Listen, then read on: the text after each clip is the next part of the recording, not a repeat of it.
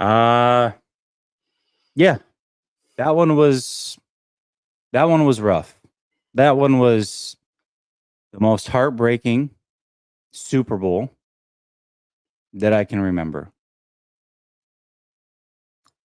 That one the 49ers had. You just can't give Mahomes two chances.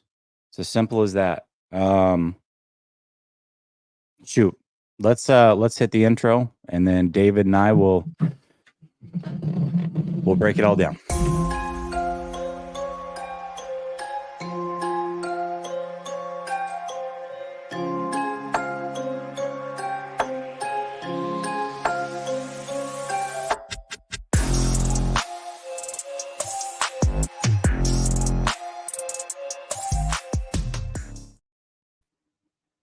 I don't even want to do the intro, David.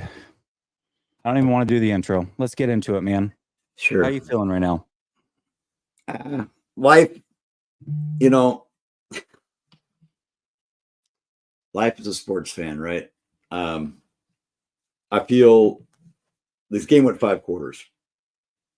I think we're going to talk about it a lot. I know our emotions are raw right now. I just feel like this defense actually played so well. When you would have play 5 quarters of football, it's tough. Special teams, although Moody had some big long field goals, I have to credit him. Those were clutch as hell. Missing the extra point, muff punt that led to an easy touchdown. That was the difference in this game. I said before the game, you have to have touchdowns over field goals. Now, when you're kicking 50-yard field goals, you love that, right? But when you drive all the way down the field, take half of the overtime, get inside, get to the 5-yard line. It was 1st and 10 from the 11-yard line. They got down to the 5. It was 2nd and 4 on a 6-yard run from the 11 to the 5.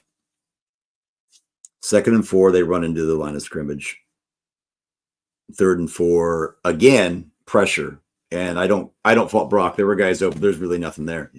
Brock made plays with his feet all the way down the field to secure that drive, to get them that opportunity.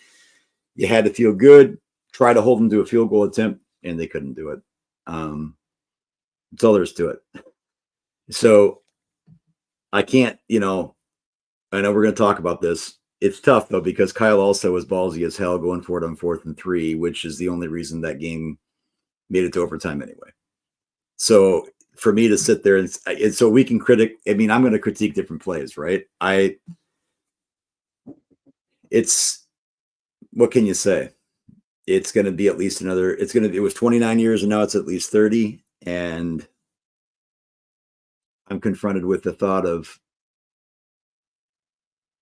is this team going to win a Super Bowl? Like, they have talent, but there's so much It's not. This team as it's constructed is not. That's my opinion. Listen, we're going to break it down all off season, but absolutely not. No, it's not. It's not. It's just not. I don't even know that I blame anybody. Like, we're going to go through half by half and whatever. The Chiefs are just better, man. They're just better. Patrick Mahomes is just better. Like, you did everything you could to close the gap from 4 years ago. You swapped out the quarterback. You upgraded the quarterback. You upgraded your running back. Your offensive weapons are better. Your secondary's better. The Chiefs seemingly took a back step. And you closed the gap to get to an overtime game. It's still not enough. It's not enough, man. And it's not. This team's not getting any younger. It's not. It's just not. So, I mean, my immediate reaction, and maybe this is the emotion, is no, it's not. It's not going to happen. But here's why. This is not like they were on the doorstep. The Niners absolutely had just as much right as the Chiefs to win this game. And I think that the idea is that it's a Super Bowl, right? There's one winner. Nobody remembers a loser. And we're not saying that this isn't like that this that they couldn't win it this year. Obviously they could have. And in a lot of ways, maybe should have, but I think it was a pretty even game. And the problem is that Now you're going into next year. You've got a great roster, but the NFL is so competitive. There's so many good teams. Everybody's getting so much better. Everybody's getting so much better. And I'm not saying the 49ers aren't going to be competitive. They're not going to like shit the bed next year. They'll be a playoff team, right? I'm just saying, like, yeah, can they do it? Sure. But this is like to use a WWE metaphor, like all the Cody Rhodes finish the story. Jesus, like how many years is this going to go? You know, you can talk until you're blue in the face, but oh yeah, Brock's young or this, that, and this and that, and this and that. Look, these guys are getting another year older, man. CMC is not a spring chicken either. He's got a couple of years left. George Kittle. We got guys, Debo Samuel coming out, like guys are getting hurt. And you've got core players here that are getting older. The 49ers are one of the oldest teams in the NFL. One of the oldest teams. I think Jesse, I want to say I'm not wrong on that. I thought that was like the top 3 or 4 oldest, which kind of boggles your mind because you don't think of them as like ancient. But when you go down position by position, like they're older, and that's not usually a recipe for success for sustained winning, unless you're going to rehaul. So, yeah, they're going to be competitive. They're going to come in. They're not going to. But this one, I feel bad for the team. I feel bad for the guys. Those guys fought hard. I know we're going to talk about other little different things and there's other things to nitpick. I know Jake Moody's getting hammered for the missed extra point, but my God, it was blocked. It was low. He also hit 2 clutch 50-plus yard field goals when Kyle put him in positions where I felt like they could have sustained drives. And what this game come down to, and I said this before, in the fourth quarter, 3rd and 5, at the 2-minute warning, 3rd and 4, they had to figure out a way. They had to figure out a way to sustain that. If they get a first down there, Kyle can do it. They can run the ball, milk the clock down, and kick what would amount to probably be about a 40, 39-yard field goal as time expired. And if Moody misses that, it goes to overtime. Let's run through the first half real quick and some of the things that happened there. It feels like forever ago. I mean, it was a 4.5 hour game. That was insane.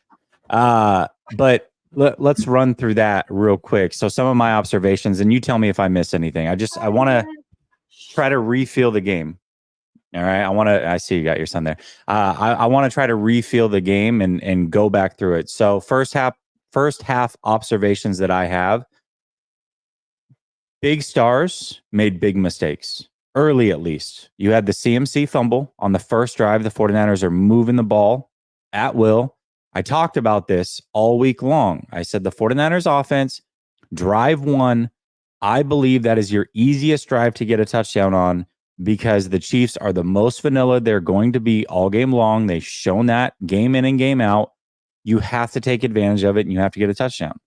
They were on their way to doing just that. CMC fumbles. They get the ball back. Again, driving the ball.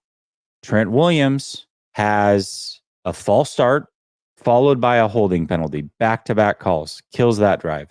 So that was all first quarter mistakes. Then you do a great job holding Mahomes in check. You're dominant at the line of scrimmage.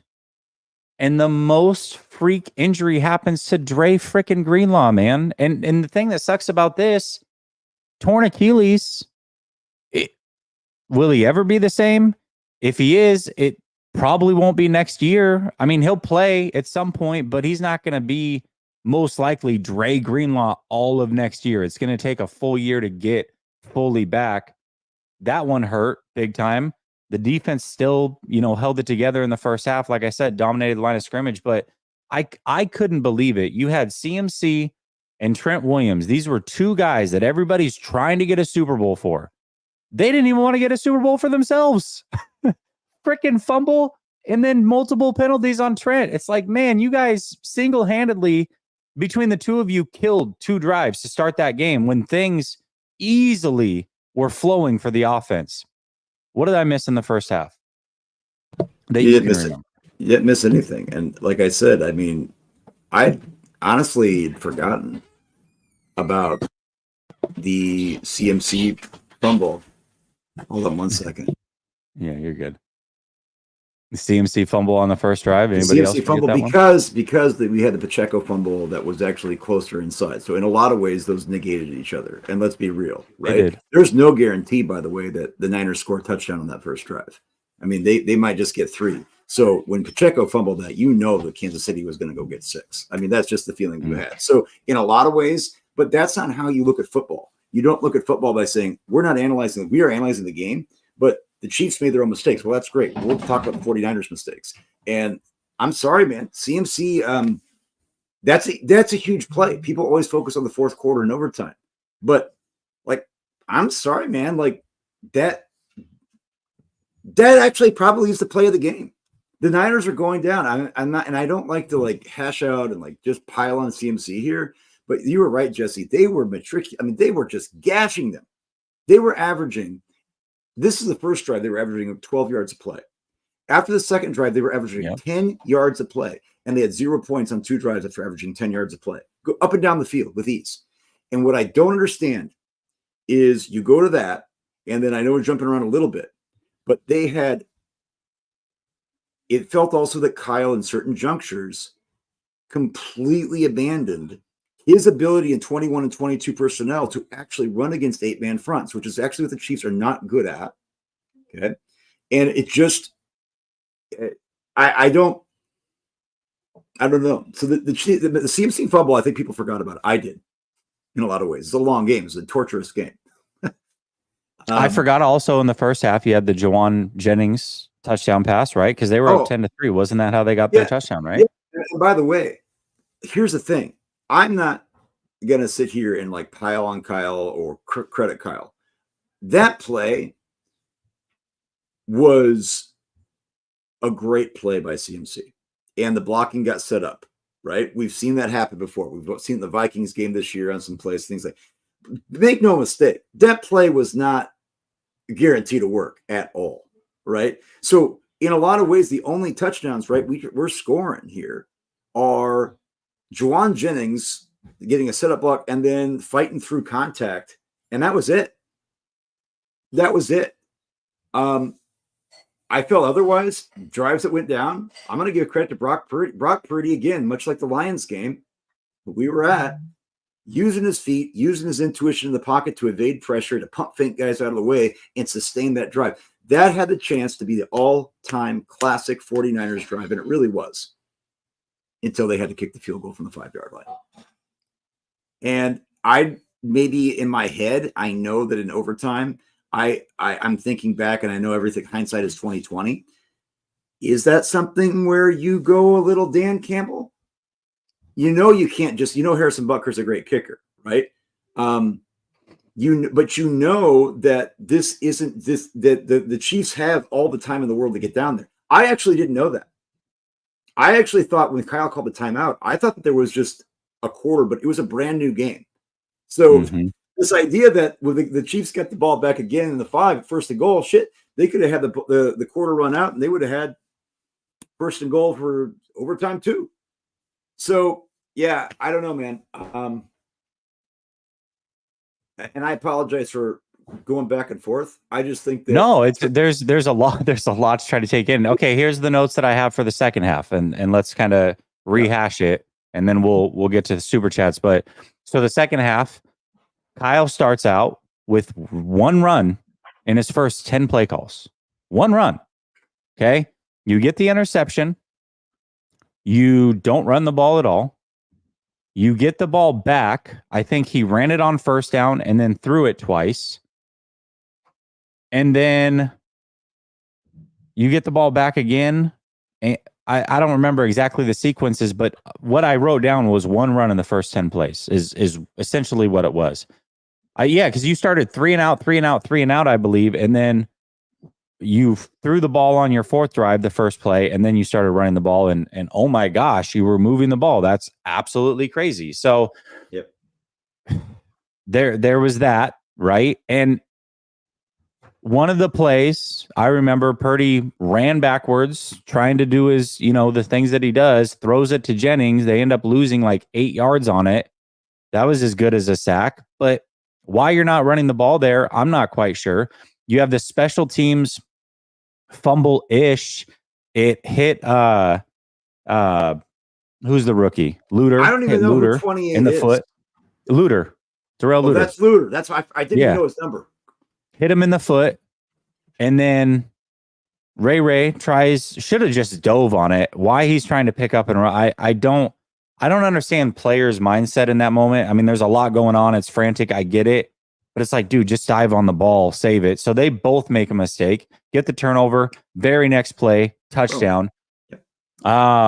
We have a chance to go score a touchdown or just put the game completely away by running the timeout and kicking it as time runs out. Neither of those happen. Chris Jones didn't make a million plays in this game, but man, every time he made a play, it was the most crucial time of the game. He did exactly to Brock what he did to Josh Allen when Josh Allen had a wide open touchdown to win the game, just got enough on his shoulder to take him out of it on the Deebo Samuel touchdown. That was a difference maker. Yeah. And then the question I have for you is overtime. Yeah. You both get a chance to possess the ball. Yep. Why not defer there? Kyle is the king of defer, but all of a sudden now he wants the ball. I personally, and again, you know me, I'm not going to come in after the fact and get mad at things that I wasn't thinking in the moment, but I tweeted out right in that moment, I would prefer to defer. Kyle's got his nuts out on the table. We'll see how it goes. For me, once you know that the other team has scored, you're in 4 downs. That's an advantage. And that's exactly what the Chiefs did. They had an advantage. They knew they had 4 downs every single time, and they used it to their advantage, and they ended up winning the game. But here's where I actually think that's okay. The Niners had just been on the field on defense, right? So it's this idea that, like, I do understand it. I'm hearing you 100%. In a lot of ways, actually, I can see your point, and I might not disagree. I have to think about it, right? I also understand, like, hey, your defense was just on the field for 4 minutes on a drive, right? Like, or not 4 minutes, it was a 2 minute, but still, they gone all the way down the field. They're still, and you did sustain a drive. So the bottom line is this: when you go all the way down, and you have 1st and 10 from the 11, it was actually like the 11 and a half. Like, you could have still got a first down. Like, this is like the perfect situation for the 49ers. That is where, this is what I don't understand. Kyle went ballsy on 4th and 3, which I don't even agree with that, actually. I'll go back to that. I don't think he should have gone for it. I agree. But listen, I agree with you. And he did, and it resulted in a touchdown. So it was the right result. But in the moment, talk about in the moment, I said, hey, I wouldn't have gone for it there. Kudos to Kyle for going for it and scoring. I get that, but like, it also almost didn't work. And, yes, George Kittle easily got the ball. He did get the ball over, but I mean, it was close. It wasn't Jennings. You mean Jennings? No, it was Kittle. You're talking about for the first down. The first down. Okay, down on 4th and 3. So I got you. The play to use check, that was just amazing play by Purdy again. And it's just disappointing because you have this defense on their heels. The same drive, first drive, CMC fumbles, gashing him. Overtime, gashing him.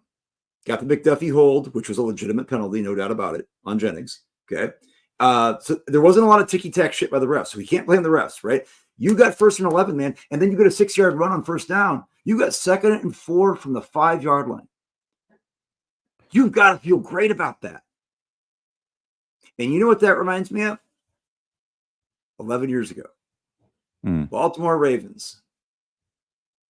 Similar situation, similar spot on the field. And you just couldn't punch it in, right? You just couldn't punch it in.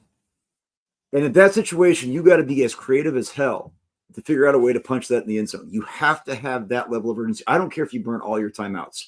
I don't care. You have to get 6 because you know that your defense is tired. You know, like you said, Jesse, Mahomes is going to have 4 downs to get every series. So you know at the very least, like, you're going to get a field goal. And you know that because they're in 4-down territory, if you give Mahomes 4 downs on every series with that mentality of not being like conservative at all, then your back's up against the wall. So I'm not going to pillory Kyle Shanahan, but I will say this. He got aggressive. I get it. I disagree with the way he called plays at the end of that drive. And I'm very much at the 2-minute warning at 3rd and 5. You have to find a way to at least run the ball. So what happens is on that 3rd and 5, 3rd and 4, 2-minute warning, right? The Chiefs have 2 timeouts left. What's Kyle do? Passes the ball. McDuffie blitzes from the slot, which I tweeted about ad nauseum. I said they do this all the time. You best believe Kyle's going to be prepared for it. It didn't seem like he was. And that stops the clock. Moody hits a clutch 53-yard field goal, but it stops the clock, preserves one of Kansas City's timeouts, gives them the feeling of patience to know that they have more time with that. It wasn't enough. And that's just the way games are lost and won, right?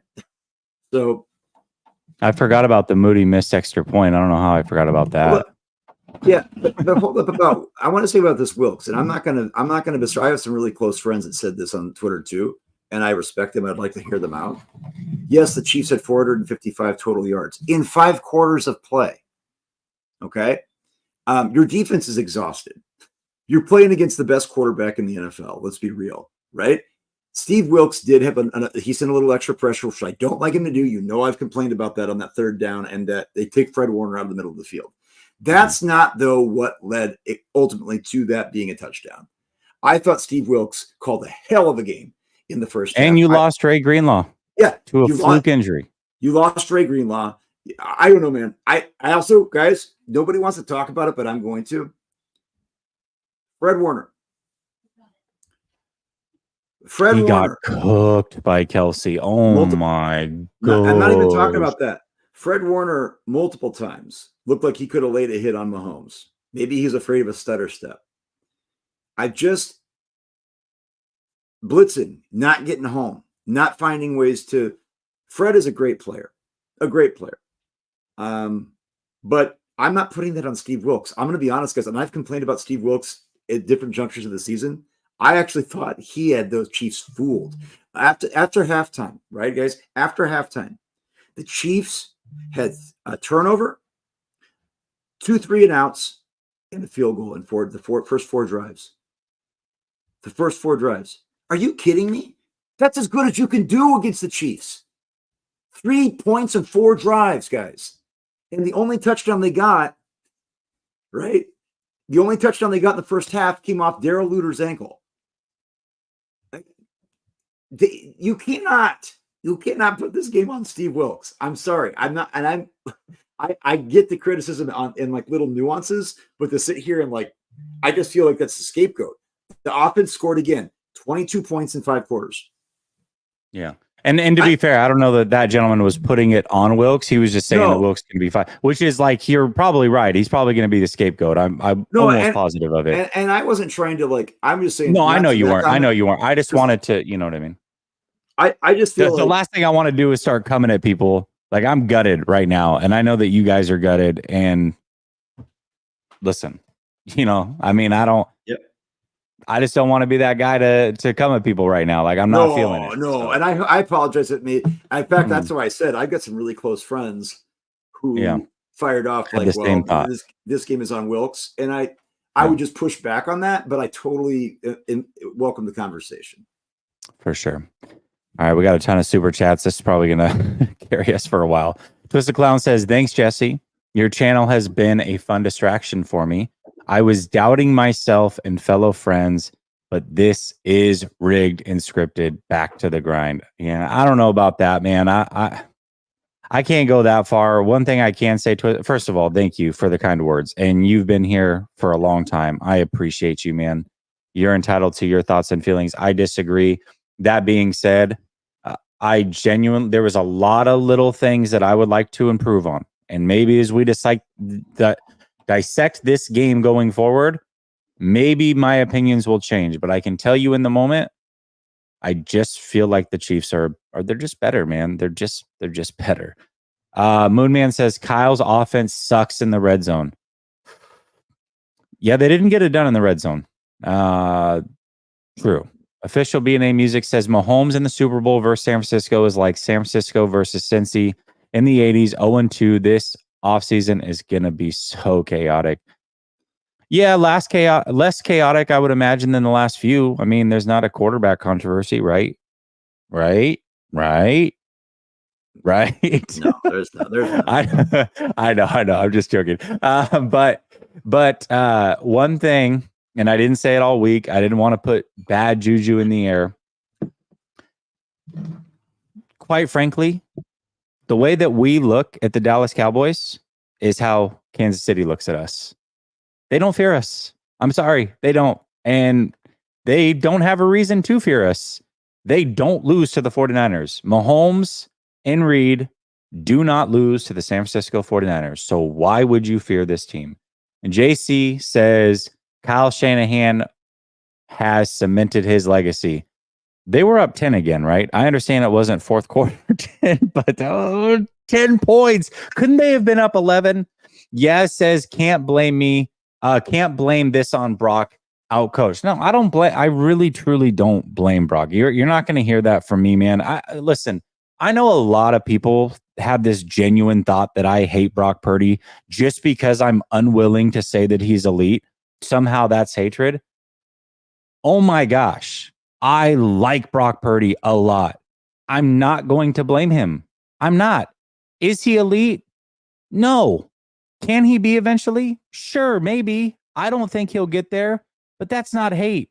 One thing I will say is he played awesome today for being where he's at in the league. He's not elite. He's not. I'm sorry. That's not me blaming him. That's just me saying what it is. He's not elite. It is what it is. Samir. Yeah, go ahead. Go ahead. No, yeah. And you go. I think that I will say this though. He's got balls on him though, man. So many good things I can say about Purdy. The reason they're 3 of 12 on third down today. By the way, the Chiefs pass defense is elite. Okay, we talked about this, right? The reason they're 3 of 12 on third down is there's too many third and long situations, and then on short situations, like at the 2-minute warning, there's nobody there to protect. And Tony Romo's like, yeah, there's no way they could have known that was what are you talking about? It's 3rd and 5. McDuffie blitzes from the slot all the time. I actually was impressed that Purdy didn't put the ball in harm's way as much as he could have today, based on the lack of protection. And are we going to talk about how problematic this offensive line is going forward? Are we going to discuss this? They've got to draft. They got to draft all offensive line. All draft. Trent Williams is 34 years old, guys. Is he 35 now? I don't even know. I think, yeah. I mean, and Trent Williams. No, people are going to cancel me. I love Trent. Like Trent was on his ass multiple times today. Like not even get manhandled. 2 penalties. They absolutely killed the second drive. 2 stupid penalties, right? Yeah. And so it hurts when you're like saying like, hey, all these other elite, like I get it, man. Like I hear you on that, and I respect that opinion on Brock. Like I think Brock, though, like in those, but he's not the reason that they lost either. Again, I want to be clear because people don't really hear me when I say these things. They 100%. He's a hater and he doesn't. What do you expect him to do? I'm not expecting him to do anything. Right. This game was not on Brock. No. I'm just saying what I've always said. Good quarterback, not elite. I'm sorry. It is what it is. It just is what it is. And I think that I think that when you look back at the game, Christian McCaffrey had 8 targets, so you can't complain about that, right? 8 catches for 80 yards. By the way, Debo, dude, you got. We've said it always. Dude got exposed as a route runner. He cannot get open. He could not get open against these guys. I want to say that I'm so glad you brought this up. And this is why I was frustrated with any criticism of Brock in this game. Brock was in several situations actually did a phenomenal job of not putting it on the defender's hands. But there were situations where the play was drawn up. And the only option he had where guys were getting no separation, none, negative separation. And Debo, over and over. This Trent McDuffie, guys, I'm going to say this right now. Trent McDuffie is a beast. That dude is an absolute beast. I will say this right now. Trent McDuffie is the best player on that defense outside of Chris Jones, and Chris Jones is getting older. Trent McDuffie is insane. That guy, he earned, to me, like that's he won the game for him. I'm going to be honest. But like you said, dude, Debo, and here's Debo's line: 3 carries for 8 yards. Didn't have a catch. Get this. Oh my God, is this a mistake? That's his line for the game, really? No, hold up. This is horrible. Guys, just brace yourself for this. 11 targets. The most targeted player on the team. Do you know how many catches he had on 11 targets? 0? 3. I was like, are you kidding me? 3 catches for 33 yards. I don't remember him making an impact at all. And these were at the line of script. 3 catches. Oh, he did have the one over the middle, I think, in the first half on the deep dig. Okay, I remember now. 3 catches on 11 yards. He also dropped one right before the Trent McDuffie hold in overtime. Brock actually put a dime right on his hands. It was great coverage by McDuffie, but still, like, McDuffie did not deflect it. It's in his hands, and he drops it. Nearly picked. Picked. No. It wasn't nearly picked. Like, I would say, like, I'm talking about when Bolton dove for it and almost got his hands on it. After Debo dropped it. That's what I'm saying. It was nearly picked. Nearly picked because of the drop. Because Debo flipped it up in the air. And it was like, dude, like, I'm with you, man. I'm sorry. But, like, Debo saying, you know what we've talked about Debo behind the scene. There's certain things that, like, we can't necessarily say about things that we might know about. Like, the bottom line is, like, there's a reason. There's a reason why they almost traded Debo. And I'm not saying, I don't know, man. Like, I see a guy who's tweaking stuff every year. He's not getting any younger. He's expensive as hell. And the most talented receiver on your team, BA, was just kind of like 6 targets, 3 catches for 49 yards, and one of his biggest games was in overtime. Is it basically just like, I don't know. I don't know what else you need to do in this offense to get it more creative. But yeah, it just didn't work. And so 11 targets, man, and 3 catches. I can't even like put that into words really any more than Kittle was basically a non-factor. Kittle, 3 targets, 2 catches for 4 yards. I thought Kittle was gonna have a monster game. He was my pick for MVP before the game started. I thought he would have a monster game. It's like he didn't even exist out there. That was crazy. My pick was CMC with 150 plus scrimmage yards and 2 touchdowns. He had 160 yards and 1. Jawan Jennings probably should have been the MVP if they would have won. Oddly enough, I mean, threw the touchdown pass, caught another, had a hell of a play in overtime to get. Anyways, they didn't win, so it is what it is. Kyle Juszczyk had almost as many receiving yards as Deebo Samuel. Unbelievable. And they averaged 3.5 yards a carry on the ground. Gosh. Samir says, thank you, Samir. He says, thanks for the great season of content, bro. Dinner on me. Catch you later. Thank you, bro. I really appreciate you. I am Savage Creator says, here's $1. Ooh. I don't even know how you donate $1. Like, I feel like there's like fixed, like some people do weird things like $13 or I don't know how people do that. It's always fixed when I go to donate. Max says, Kyle is a loser. Oh, all right. Well, oh my God. Fair enough. My wife just gave me an old fashioned and it's so strong. I don't know. Yeah, you're like, I don't know if I can do this. Vac says Kyle needs the 85 Bears defense. That's the only way he'll win. Offensive genius, offensive player of the year, MVP caliber players, and only 22 points in 5 quarters. Hold up 1 second. Josh Allen had 183 yards passing against the Kansas City Chiefs. The Baltimore Ravens scored 10 points against the Kansas City Chiefs. Okay. Now, I'm just saying, this Kansas City Chiefs defense, and there's nuanced things about Kyle. I've given credit. I've told you I thought Kyle got a little, but also I said Kyle got this, but then he did get cute. He did go into pull a rabbit out of his hat. He did go for it on 4th and 3, right? And at some point, it's just about execution.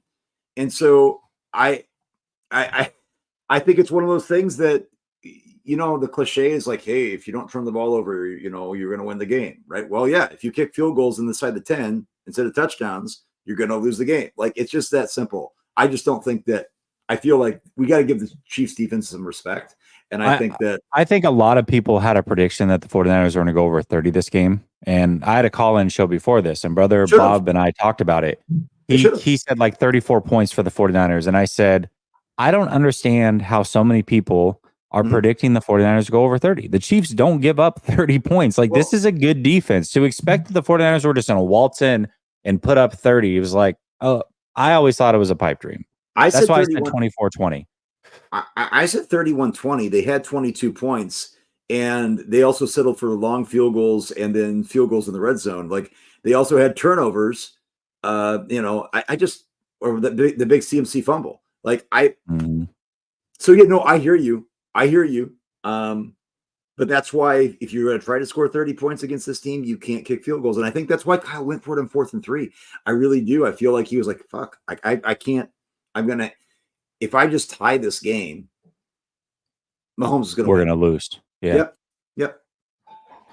Manny says Kittle is not winning a ring here. Trent Williams is not winning a ring here. Fred and CMC maybe, if we have incredible luck in the draft. CMC is 27, man. As a running back, like, his shelf life is running thin too. Flav says they muffed a punt, fumbled, missed an extra point. Can't win with those mistakes. Bottom line, completely agree with you. Jamaican Boy says, I am sorry, but Wilkes played soft the whole 4th quarter and OT. No raw emotion, legit fire Kyle and hire Bill Belichick. Enough is enough. That's 3 straight Super Bowls. He folded again. Didn't run the ball and kept passing. Damn. No. I don't agree with it. But I appreciate the emotion. Yeah, right. Shady Luke says, Jesse, you demand Shanahan 0-3 in Super Bowls is wild. It is wild. Shady Luke, man, Eagle fan. So he's like, oh, thank God. JC says, change the kicker, faith in wrong rookie. Ooh. 808 says, Kyle Shanahan can't get out of his own way. He didn't run once on either drive to start the second half.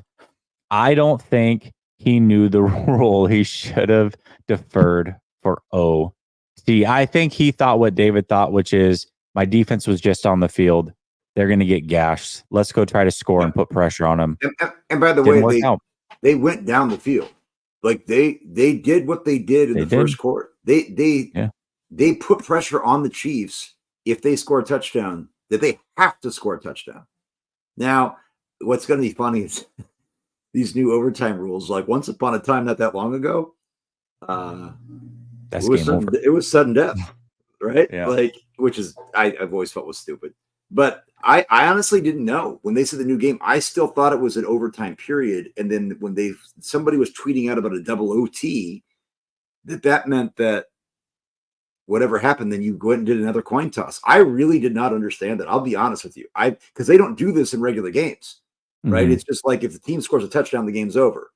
Yeah. Right. And so I think, is this just for the Super Bowl or is this playoffs? Playoffs. Yeah, playoffs. I was in the dark. Flav says, I agree. I don't see us winning a Super Bowl with this team now. Has nothing to do with talent, though. They just can't play clean enough in the biggest games. I tweeted this out, though, too. The Chiefs actually look like the team that was less prepared. They were the ones that had a ton of penalties. They had the stupid penalties. It really kind of looked like the Ravens versus the Chiefs. Early on, at least. They had some dumb stuff their way, too. It was like, man, I don't know. Like, Chris Jones was getting into him. Kelsey literally almost decleats his head coach. Like, what is going on over there, man? Well, and I thought we had him dead to rights.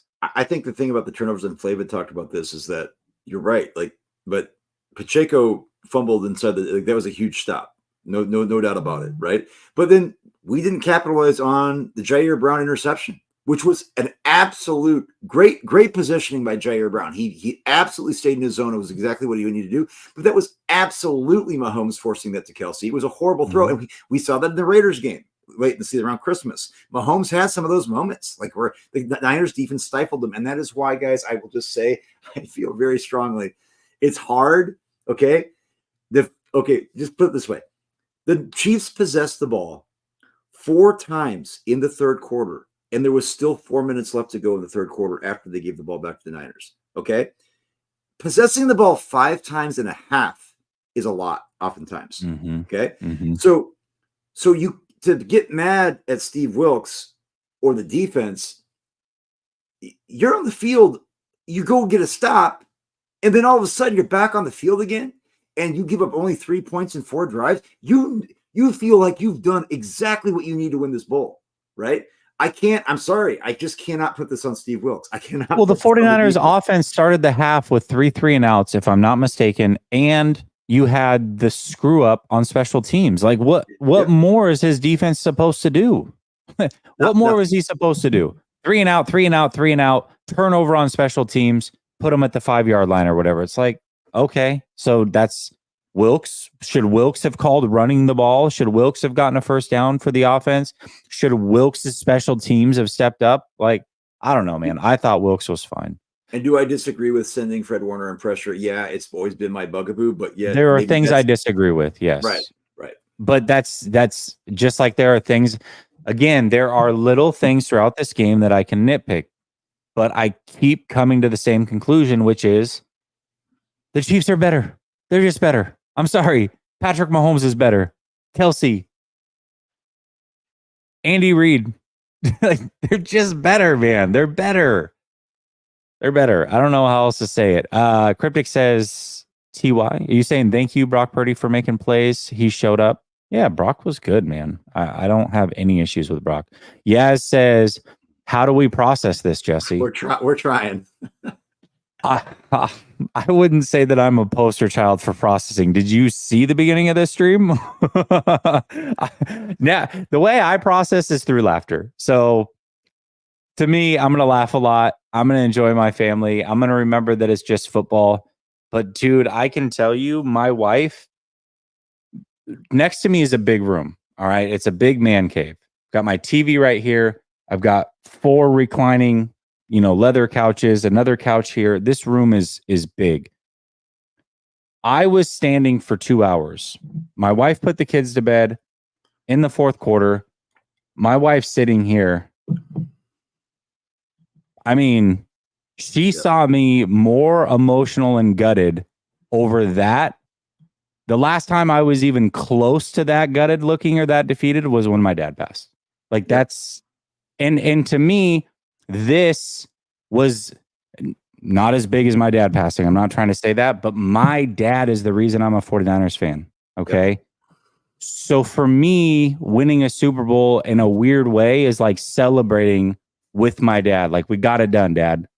So to lose to the Chiefs in 2019, a year after he passed, and then again, it's just like I'm gutted, man. So I don't know how to process this. I don't know how to process this. It sucks, man. I'm going to tell you how I'm going to be real frank with you guys.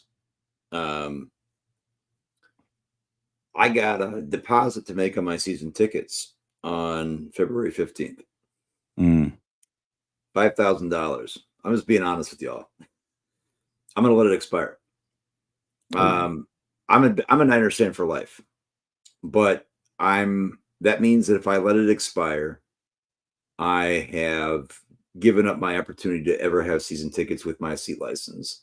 And I mean, that's where I'm leaning right now. The math is I've got 3 days to figure that out. So the processing for me is that conversation. And the reason I would think about letting it expire is like, the excitement for this team right now, like I know this sounds like a crazy thing to talk about, but this actually is relevant. As a season ticket holder, you're always gauging that, right? About the excitement around the team. Right now, 49ers fans are asking the same thing that Yaz asked. How do you process this? And this is going to be an interminably long offseason. You're picking 31 in the draft. There's nothing more depressing than that. 31 is the most. I'll tell you one thing you don't do. Don't watch First Take. No. All week. Do not go anywhere near Nick Wright takes. That's one thing you've got to do is steer clear. Nick Wright, though, like I said, like you said, this game is not on Brock Purdy. And I will say that's a silver lining for some Niners fans too, though, is to say I did not see Brock. Wilkes or Crumble. I saw Brock in moments where he needed to be big in that overtime drive. Or the last drive in regulation. And again, you go all the way down the field and you get stopped at the 35-yard line and you have to settle for a 53-yard field goal. Like, I'm sorry, man. This is why I'm not even mad. And I wouldn't. I know. I wouldn't put it on Brock is because to me, again, it's all about expectation. What I think Brock is, he played to 100% of his capability. Yep. In my opinion, in this game, could not have played any better to what he is in this league. Now, if you think he's elite and you expect him to go out and put the team on his back and go win it against Patrick Mahomes in a Super Bowl, more power to you. But for me, could have done it. He did everything he could in his power. How could I ever put blame on him for that? I couldn't. It wouldn't be fair. Though. Well, Patrick Mahomes is amazing, and I'm not going to diminish Patrick Mahomes. But guess what? The Chiefs had the ball at the 5-yard line, too, at the end of that overtime. The 49ers had the ball 2nd and 4 at the 5. Although they were fighting a clock. No, they weren't. At the overtime, you mean? Or yeah, sorry. I was thinking at the fourth quarter when you had the 10 overtime. seconds left. The overtime. Okay. And I just the plays, like the play to Mecole Hardman, that's not Mahomes. That's just like I just felt like the ingenuity, the plays that got them down the field were, I know this sounds like trite and, kind of tropish, but like it was grit. It was Brock extending play. Brock made some amazing plays. No, he did. He did. Like holding defenders and making, and that's what's disappointing to me, is that Brock didn't put the ball in harm's way today. Brock did make plays and extend. Like that was a signature drive, and it could have been. And at the end, and on 3rd down, you got Chris Jones, who's a beast. But again, it's one-on-one. You know the play call. All you have to do is just get in front and do your job for we're talking a second. Just 1 second. Mahomes low-key did to us what Purdy did to the Lions, which was kill them with the run. Kill them with his legs, man. And Purdy did timely runs. Yep. And Purdy tried to do the same thing. And you know what, though? Here it is. I told you this, Jesse. I told you that I wanted to see that. Our text with Marco. Look what Andy Reid did. I hadn't seen the Chiefs do this all year very often. Almost like an RPO where, and nobody was prepared for it because it's like a Lamar Jackson play from 2019, right? He had runs up the middle. I mean, not up the middle, like through the tackles, but on the hold. And I was like, can we do that for Brock too? I've been asking, we talked about it in the text thread, Brock can make plays like that with his legs. That was one thing you said before the game, that you wanted to see them get Brock Purdy more mobile and get him on the edges. And my response to you was Mike Shanahan, Jake Plummer style play calling. That was the conversation. And the only time that Brock Purdy ever uses his legs is when he has to, of his own volition, of his own elusiveness and ingenuity. He's the one that has to make those plays. You never see it. So look, I'm not going to put this all on Kyle's feet, but I will say this. I felt like there was a lack of ingenuity and urgency in situations where you're settling for, so for instance, 2-minute warning, 3rd and 5. You know that if you pass it there and you don't get it, you know it's 13-13, or excuse me, 16-16 at the time. You know you're settling for a 53-yard field goal at that. That's wild. And so I will say this. It's revisionist history if I said I wanted Kyle to completely go full Dan Campbell in overtime. But you would have been so mad if they didn't convert, though. Right. You want the points, right? You want to go up 3. No doubt about it. You have to do that on 4th and 4. I totally understand that. I also, though, want something more creative on 2nd and 4. Right? You have 4 yards to go. You had 2 plays to get it, and you got 0 yards. That is, to me, I'm sorry. And 3rd and 5, again, actually it was 2nd and 5. They didn't get it on 2nd and 5. On 2nd and 5, before the 2-minute warning, it was they called the play. They got down to the 2-minute warning. 2nd and 5, they call a pass play. And Purdy has to throw across his body again under pressure, gets it to Kittle. McDuffie is there to stop it. Goes to the 2-minute warning, 3rd and 5. Now, McDuffie's just made a play. What does McDuffie do on the next play? Blitzes from the slot, like we said we was going to do all season, all game. No protection, nobody there in pass pro, nothing. And you're putting your I don't want to swear on your show. You're putting your season on Jake Moody, and Jake Moody did come through. So guys, I've ripped on third round kickers all year. I'm not putting this game on Moody. I'm really not. I'm not putting this again. Just listen. We can talk about some of the play calling in the third. We can talk about Wilkes playing soft with the defense at times. We can talk about Moody's missed extra point. We can talk about the muffed punt. Muffed punt / hitting Luter's foot. You can talk about CMC's fumble. You can talk about Trent's penalties that killed the drive. The point is that there was a lot of little things. And again, I'm sure the Chiefs can go through their game and say, well, we made this mistake. And if we change this, and if we didn't do it. The point is that these were the two best teams. And I personally can't look at one person and say, that's the reason that we lost. I just can't. No, I agree. And that's the thing. I'm glad you said it, Jesse, because Yaz asked how we process this. And that's what this whole show is, right? You guys are seeing us pretty raw. And like Jesse said, you watching your wife, Jesse, my wife is amazing. My kids are amazing. Jesse and I went to the NFC Championship game by ourselves, right? Our families let us do that, right? And so I'm down at my neighbor's 2 houses down. Our family friends are they're like surrogate grandparents to our kids. Like they're our closest friends. I'm sitting there watching that game. I come back early because I got to get ready for a potential post-game show. So I came back here with 5 minutes to go in the game to my house where I'm at right now. Not thinking it's going to overtime. Yeah. So then it went on. And then I'm starting the show, and you saw my son, might have heard my son and my wife, and they know what this means. And they also know it's just football, right? But it's so that's the process, right? And I think there's a sadness because the reality, like Jess and I have been talking about, that it's hard to get to the Super Bowl. And the 49ers didn't have one, didn't have two. They had 3-4 chances to win this game. And they just didn't do it. And the selling says, here's 99 cents. Appreciate you. JC says, still a 49ers fan. Yeah. Oh, come on. We're not going to. If anybody's bailing now, I don't know how you deal with anything. CB Niner says, Jesse, why does this team continue to break my heart? We lost this game in the first half, and with our kicker, please talk me off the ledge. Brother, we just went in, responding to Yaz. Same thing goes for you, man. CB Niner says, fumbled in the first drive, missed the extra. That's, again, so many things, man. There's so many things you can point to. Right.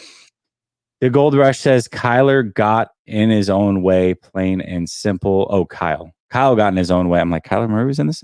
Plain and simple, shaking my head. I'm telling you, people they're gonna have their one thing that they can't let go. And I'm not saying you're wrong. You process it how you process it, but people are gonna have the one reason that the 49ers lost. And there's nothing that we're going to say that changes their mind. But Adam K says, am I wrong? Should Kyle not have called a timeout on the last play to get the defense set up correctly? Are you talking about an overtime? Yeah, that's there's no because you have to figure it out. The clock is not. No. And by the way, you're talking about the fourth. No, he's talking about OT. And at that time, you remember that it's not a 15-minute overtime. It's just right. The Chiefs would have had urgency if it was. The time would have run out, and they would have basically gone to a second quarter. So time wasn't running out. They said that, and that's why I should have made. I'm a junkie, but they were like, "We're starting a new game," and I'm like, "This is the first time we've seen it." Yeah, I've never heard that. That I can remember. Yeah. Right.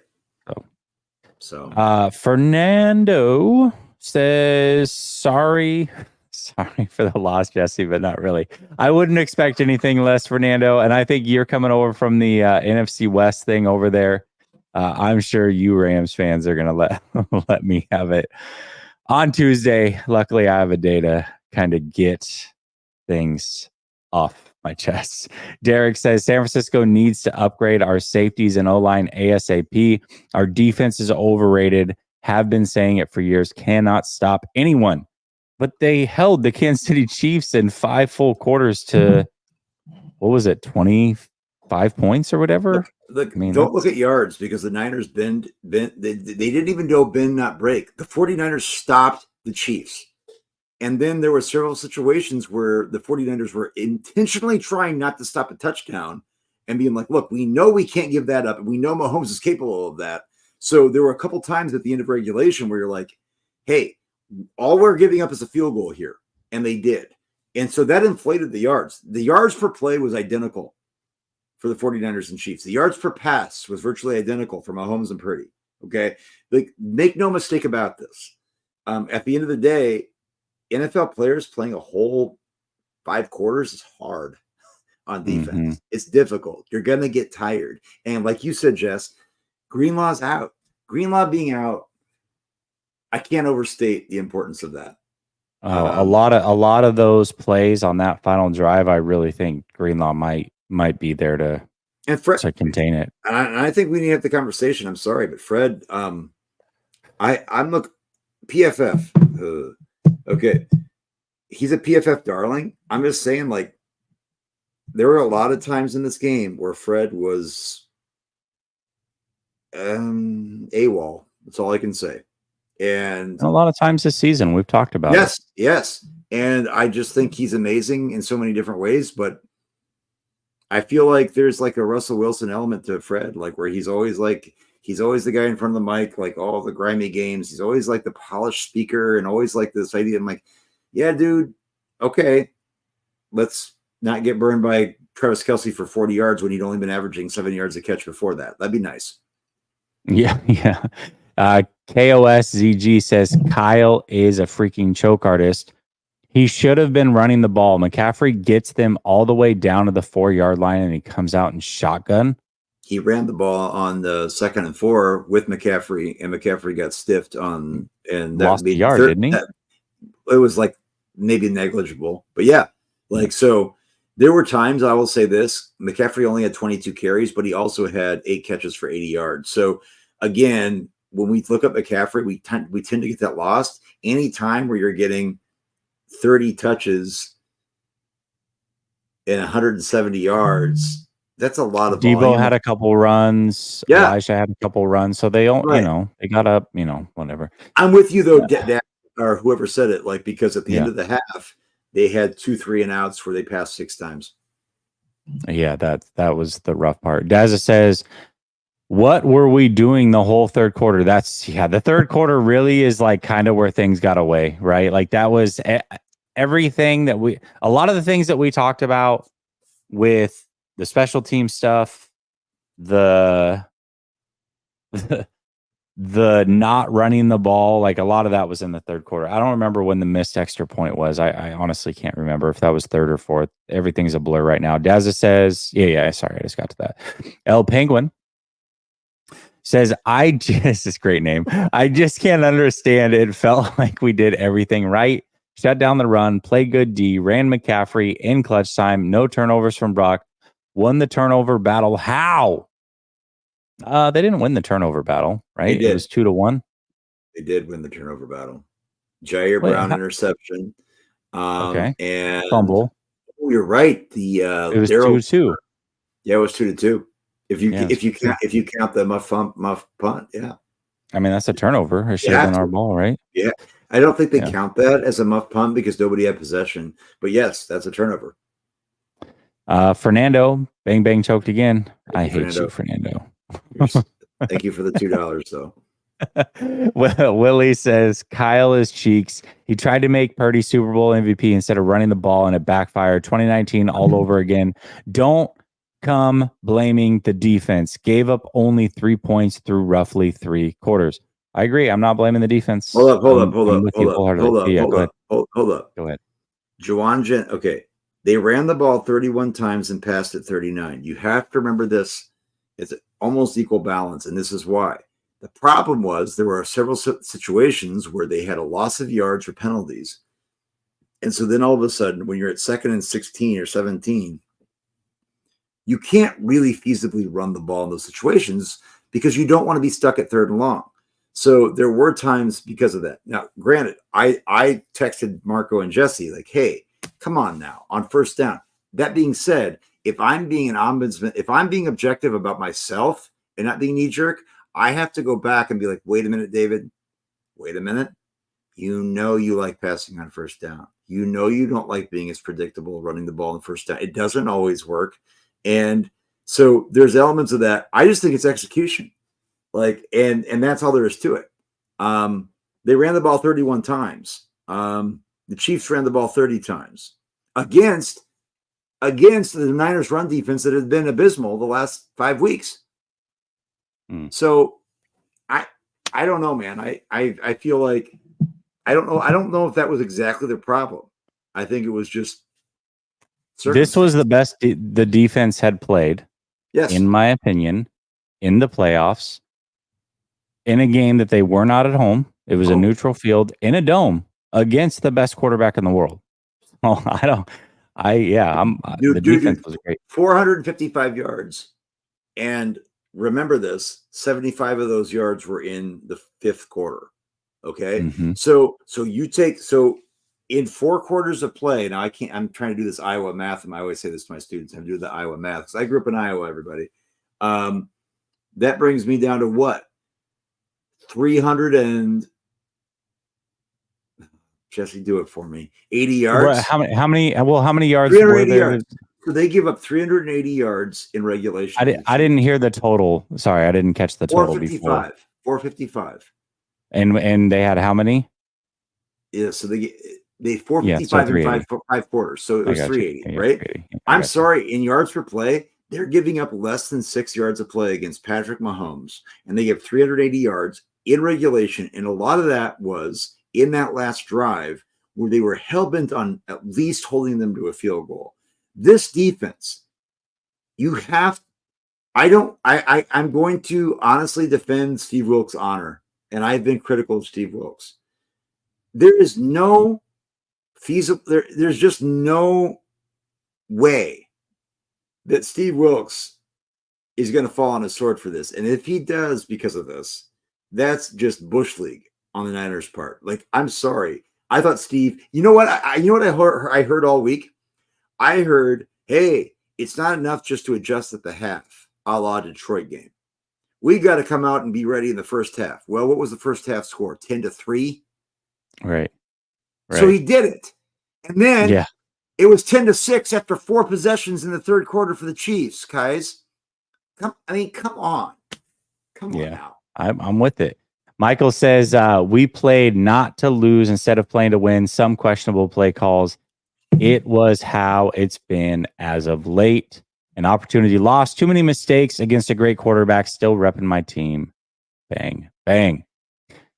Smelly Smells says, Smelly Smells, why don't we throw screens to CMC when they blitz? They did. Yeah, they did. You know what? There was one thing, my game plan for this game, and I understand it. The Chiefs defense is very fast. You can see how quickly they get to the edges. Was not running the ball to the edges, but showing the Chiefs kind of what they wanted, right? With those condensed formations, but really getting out and spreading the ball horizontally, stretch them out horizontally as much as possible through the air. That's when the 49ers are at their best. And I feel like there was an opportunity to do that a little bit more, but I don't know. I'll have to go back and watch the game film. I'm excited. I'm actually excited to get this one. I got to watch it.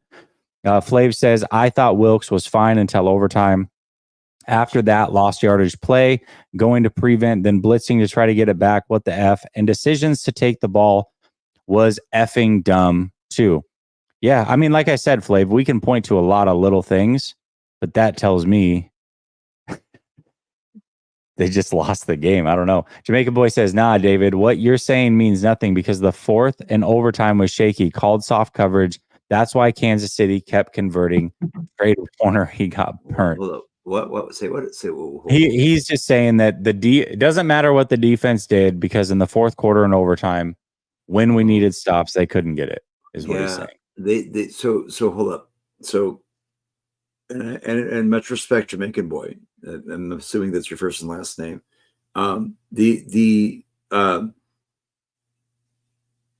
You're saying that the 49ers defense up 19-16, holding the Chiefs to a field goal when the Chiefs went all the way down the field is bad.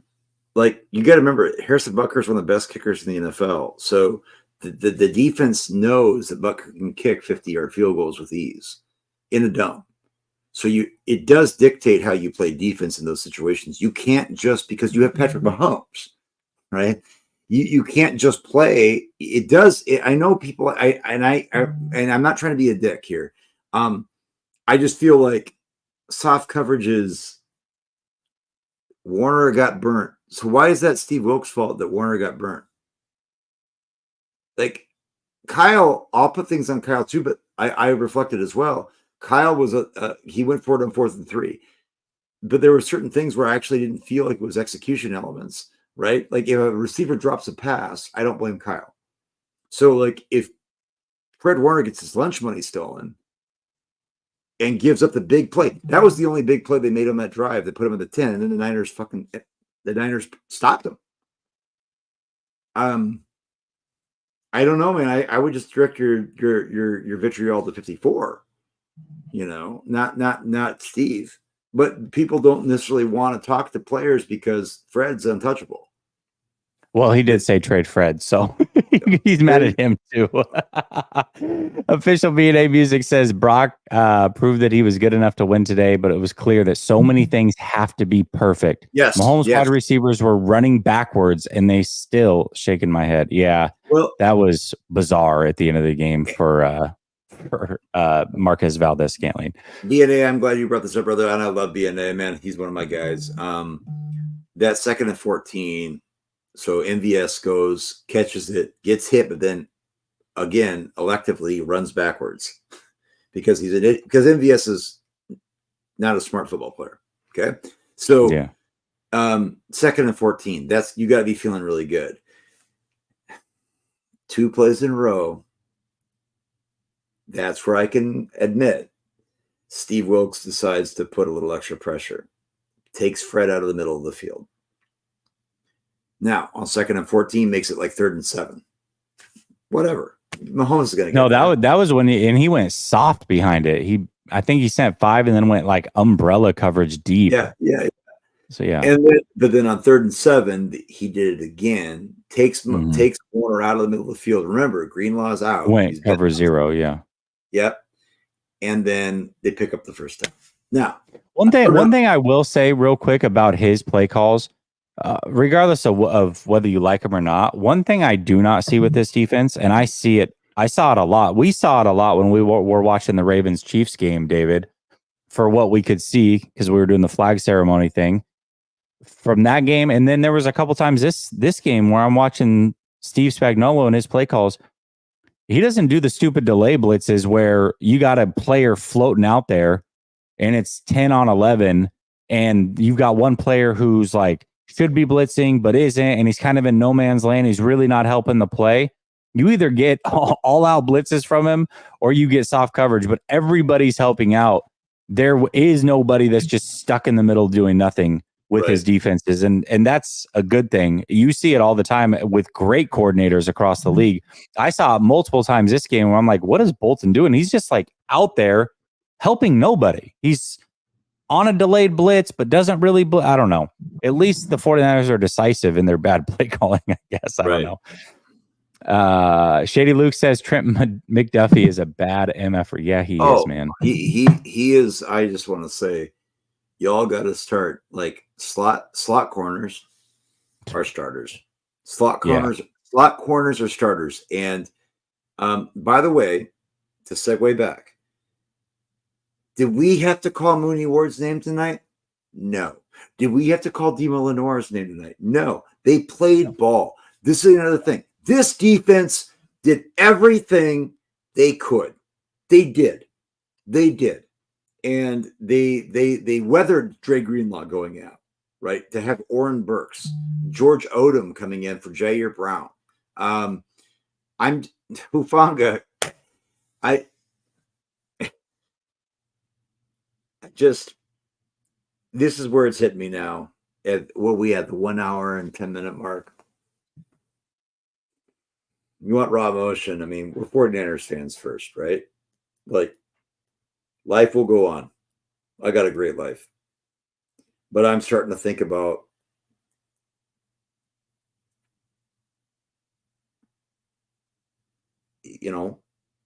I live in Minnesota. Vikings fans have never celebrated the Super Bowl. Vikings have been one of the original NFL team. Like, they've been around forever. Never won it. I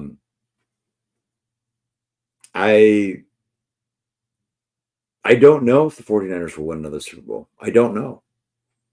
And right now, they're definitely not going to be favored.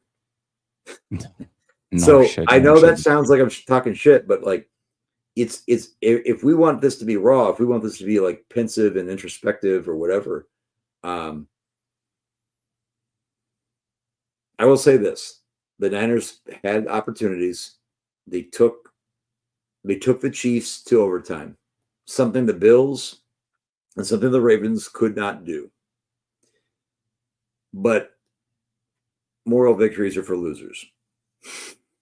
And I'm sorry, I say that to my students all the time.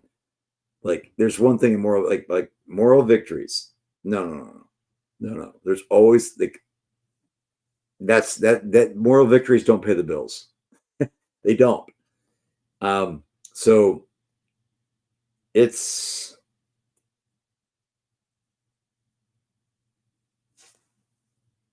I don't know. It'll be a long time. You're right. I mean, we don't know. We've already waited 30, man. We've waited 30. We've got people in this chat right now that have never seen a Super Bowl victory, man. You just don't know. You don't know. Because you're 40, I'm 41. I'm gonna be 42 in June.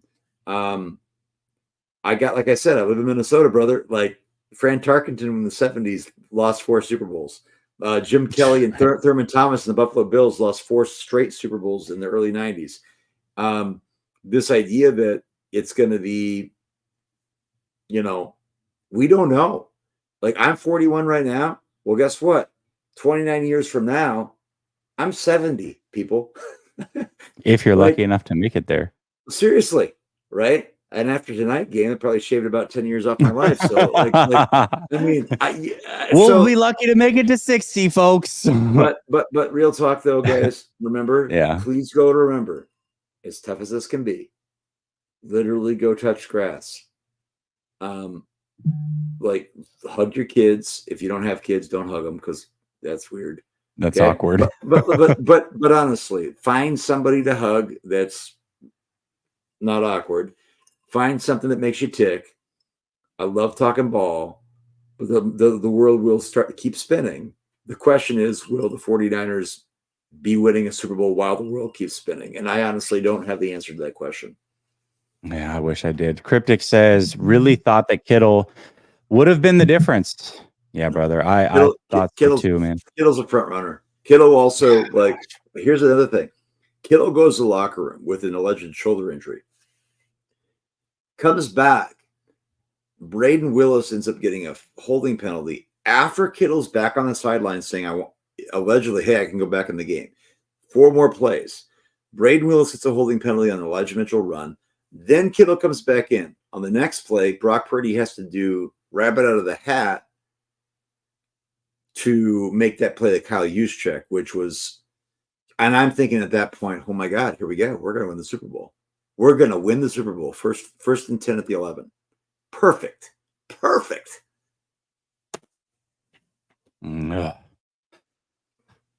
Terrell Thomas says, I felt this was the best I've seen the D-line play. Greenlaw was missed the entire game. Chris Jones killed us when it mattered. Brock will be better next year. Where was Kittle and Debo? Love the channel. Terrell, that was awesome, brother. That was the best comment I've seen all night. Spot on. Andrew says 49ers need to invest in the O-line. I know that they won't. Purdy needs a clean pocket some of the time. Also, get the pressure off the quarterback. Do some bootlegs, get him out of the pocket sometimes. Geez, yeah, David, that was your thing, man. Leading up to this game all week, man. You were telling me about it. You were. And Purdy's the time Purdy got out of the pocket, it was very rarely bootlegged. It was usually him like creating that separation by himself. 808 says D-line was good, but the money we spend, they got to be great. I don't disagree. I thought they were very good. I thought they were good too. They gave Mahomes fits, but I don't know, man. They were good. They were really good this game. I thought they were good. Keith says, "I'm hurt, Jesse." Keith, me too, man. I'm hurt also. Sean says, "Unfortunately, we're perennial losers. We'll never win a Super Bowl. The window has closed." Oh, okay. So let me take that in. You're saying we'll never win a Super Bowl. I'm assuming with this team. I agree with that. Actually, I agree wholeheartedly with that. Rob says, NFL is about as believable as WWF. Casey held on the O-line all game, especially in overtime with no penalty. I know y'all trying to be humble, but it was a Swift Bowl. I can't, bro. I respect everybody's opinion. If that's where you want to go with it. I didn't see that. There was definitely some things, but also I can say that the Chiefs were not the beneficiary of multiple, I thought, bad spots. They got bad spots in a lot of crucial situations, and they overcame. The 49ers didn't. Shady Luke says the Chiefs, legit, I've been saying this, keep in mind the same defense gave up 35 to Philly, and Mahomes still pulled the thing out. Yeah, that's the thing, is even if you feel like you've done enough, Mahomes is still there. Spokane says, how would you rate Kyle's play call to the right side at the end there? Why would we not run behind Kittle and Trent? The moment, the situation, got to have it. Let's run behind McKivitz. What the F? One thing I will say is he had the play call with Jawan Jennings and who was it? Jones that got him? No, it wasn't Jones that got him on that one. Who was it? Somebody got him on that one. Maybe it was Jones. And just wrecked it, man. Blew it all the way up. Big Ant NYC says, man, the 2 turnovers, costly penalties, and Kyle not running the ball was the nail in the coffin. GTC Real says, Greenlaw doesn't get hurt, we win. Yeah, maybe. That's definitely a possibility. But the Chiefs had a ton of injuries too, man. So you got to figure it out. Gammon says, awesome. This guy won the chance to speak for all of us. Congrats to content creators who never challenge the O-line or nickel cornerback or have a call-in now. I had a call-in pregame. Gammon. I don't know what to tell you. I mean, I love you, bud, but I don't know why I'm getting this venom after the 49ers lost. Like, that doesn't make any sense to me, but sure, bro. Who said that? Gammon. I'm not worried about it. Let's keep it moving. KOS ZG says, we literally have the best back in the league. Why does Kyle have an empty backfield so much? The last drive in OT should have ended with McCaffrey scoring a TD. But the last drive in OT, they had McCaffrey in the backfield. And I think that's a great question, KOS ZG. Kazig. I get that, but empty backfield sets for the 49ers have been more successful than almost any team in the NFL because of that personnel. And so I know I feel your pain. Trust me, I do. And I do not have all the answers, but I don't know if it's as simplistic. I mean, as easy as that. I just think it's execution. Yeah.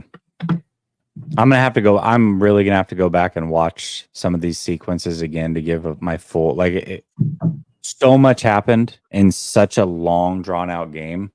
I'm gonna be honest, I don't remember everything like picture perfect. So I don't want to say that you're wrong or that you're fully right. I genuinely am gonna watch it back, not on TV, because my heart can't take that. but I'm going to watch it all 22 and I'll have tons of opinions then. GTC Real says we won't be back for a few years. Hopefully we are old.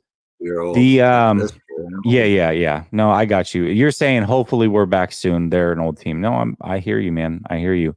Dazza says the deflating thing is this was our best chance to win a ring. The team will be very different next year. I don't know that the 49ers will be that different. No, they won't. But what we do know is this team as constructed is not good enough. No. One thing I can tell you is the NFL will be a lot better. And I do agree with you. This is where it was our best chance. Not only were the 49ers the best they have been, but I think the league was the worst it's been in a long time. Kansas City included. And the 49ers still could not cash in. That to me is the most deflating part of this whole situation. It was set up perfectly for the 49ers and they still couldn't get it done. Well, and I think this is a good comment. I think that, look, CMC is unreal. CMC did everything he could. And I'm not going to look at I don't even know how old the guy is. I think he's 27, right? 28. That clock is ticking, right? And CMC is an Iron Man, right? He has been able to evade injury. That's been, I mean, he's had 2 years of incredibly high volume, a year and a half, let's say, because he came in the middle of the season. Still, how sustainable is that, Jesse? Like, let's be real. Like, if we could be honest, like, is it really? Are we being expecting him to be able to elude that type of injury bug? Is that reasonable? I don't think it is. I mean, he's coming off of a huge touch season at the age of 27. I mean, running back usually after 28 are almost shot. So, and we talk about this all year, and I'm not retrospectively going back and putting this on Kyle, but like you just said, Jess, CMC rarely had breathers. He rarely came off the field. Elijah Mitchell barely touched the ball this year. So that tread on his tires is very real, right? And so you don't win the Super Bowl, and again, only one team can, and I want to give complete kudos to the Chiefs. I think this whole process tonight has been like, hey, there's all these things that you can nitpick and go back to, but the Chiefs can do the same thing. I bet if we were really looking through this as a lens of saying, what did the Chiefs do wrong or F up or whatever else? There are plenty of those different plays too, but it's a 5-quarter game in overtime, and the Chiefs came out on top. Bottom line is, though, the Chiefs have Patrick Mahomes, and Andy Reid has luxury of basically saying, I don't really care what our roster composition looks like. And that's what they did this year, right? They focus on the defense. Look at the Chiefs offense, guys. Marquez Valdez-Scantling, MVS. Kadarius Toney was a healthy scratch. Who are your other? Travis Kelce's probably going to retire. He's probably retiring, joining his brother this year. And the Chiefs don't care because they have Mahomes.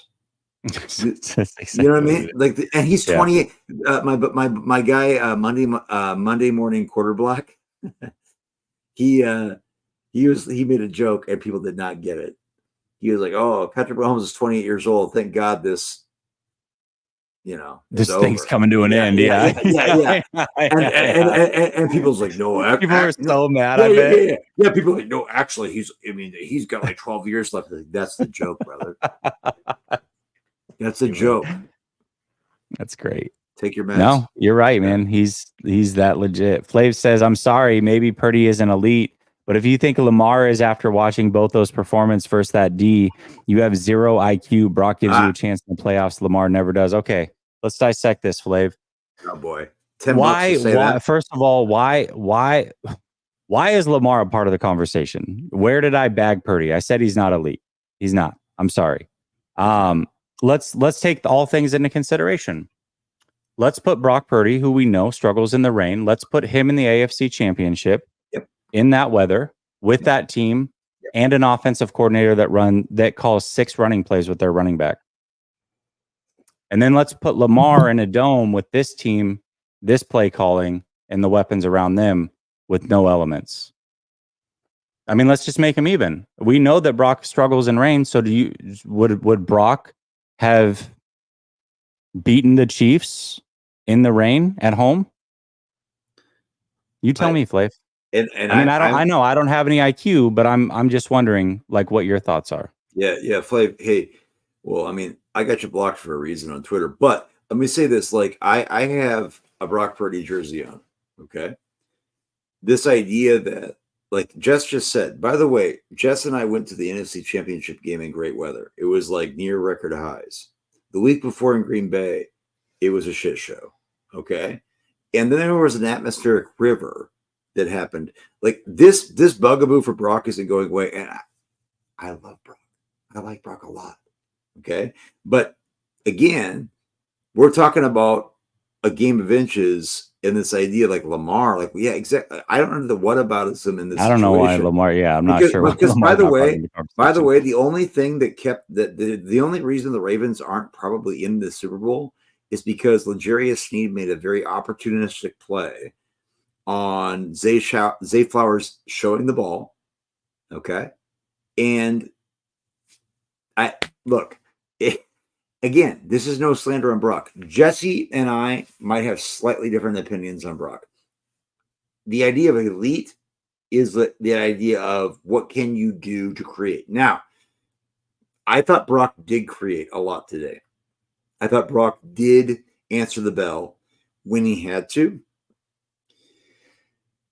The question is, where is that growth going to come from? I might think he has a higher ceiling. But some other commenters tonight had also said that everything has to be perfect. Now, I don't completely agree with that because I think Brock makes his own luck in a lot of situations. But I also think what everything is perfect means is your roster construction. And when Debo, I'm sorry, he grabbed his hammy, he's out, right? Ayuk, I don't know what was going on with the game plan there. Is Brock Purdy a guy who you can turn to a la Mahomes, Josh Allen, and people could say Josh Allen hasn't won, but is he a guy that can do that? Maybe that's not a fair comparison, but that shouldn't also get you vitriol from other people to just plainly say that he might be a tier below, right? Or a couple tiers in certain situations. I mean, everybody's entitled to their opinion. Right. The zero IQ thing, because I think Lamar's better than Brock is like, that's crazy to me. Two-time MVP. Yeah.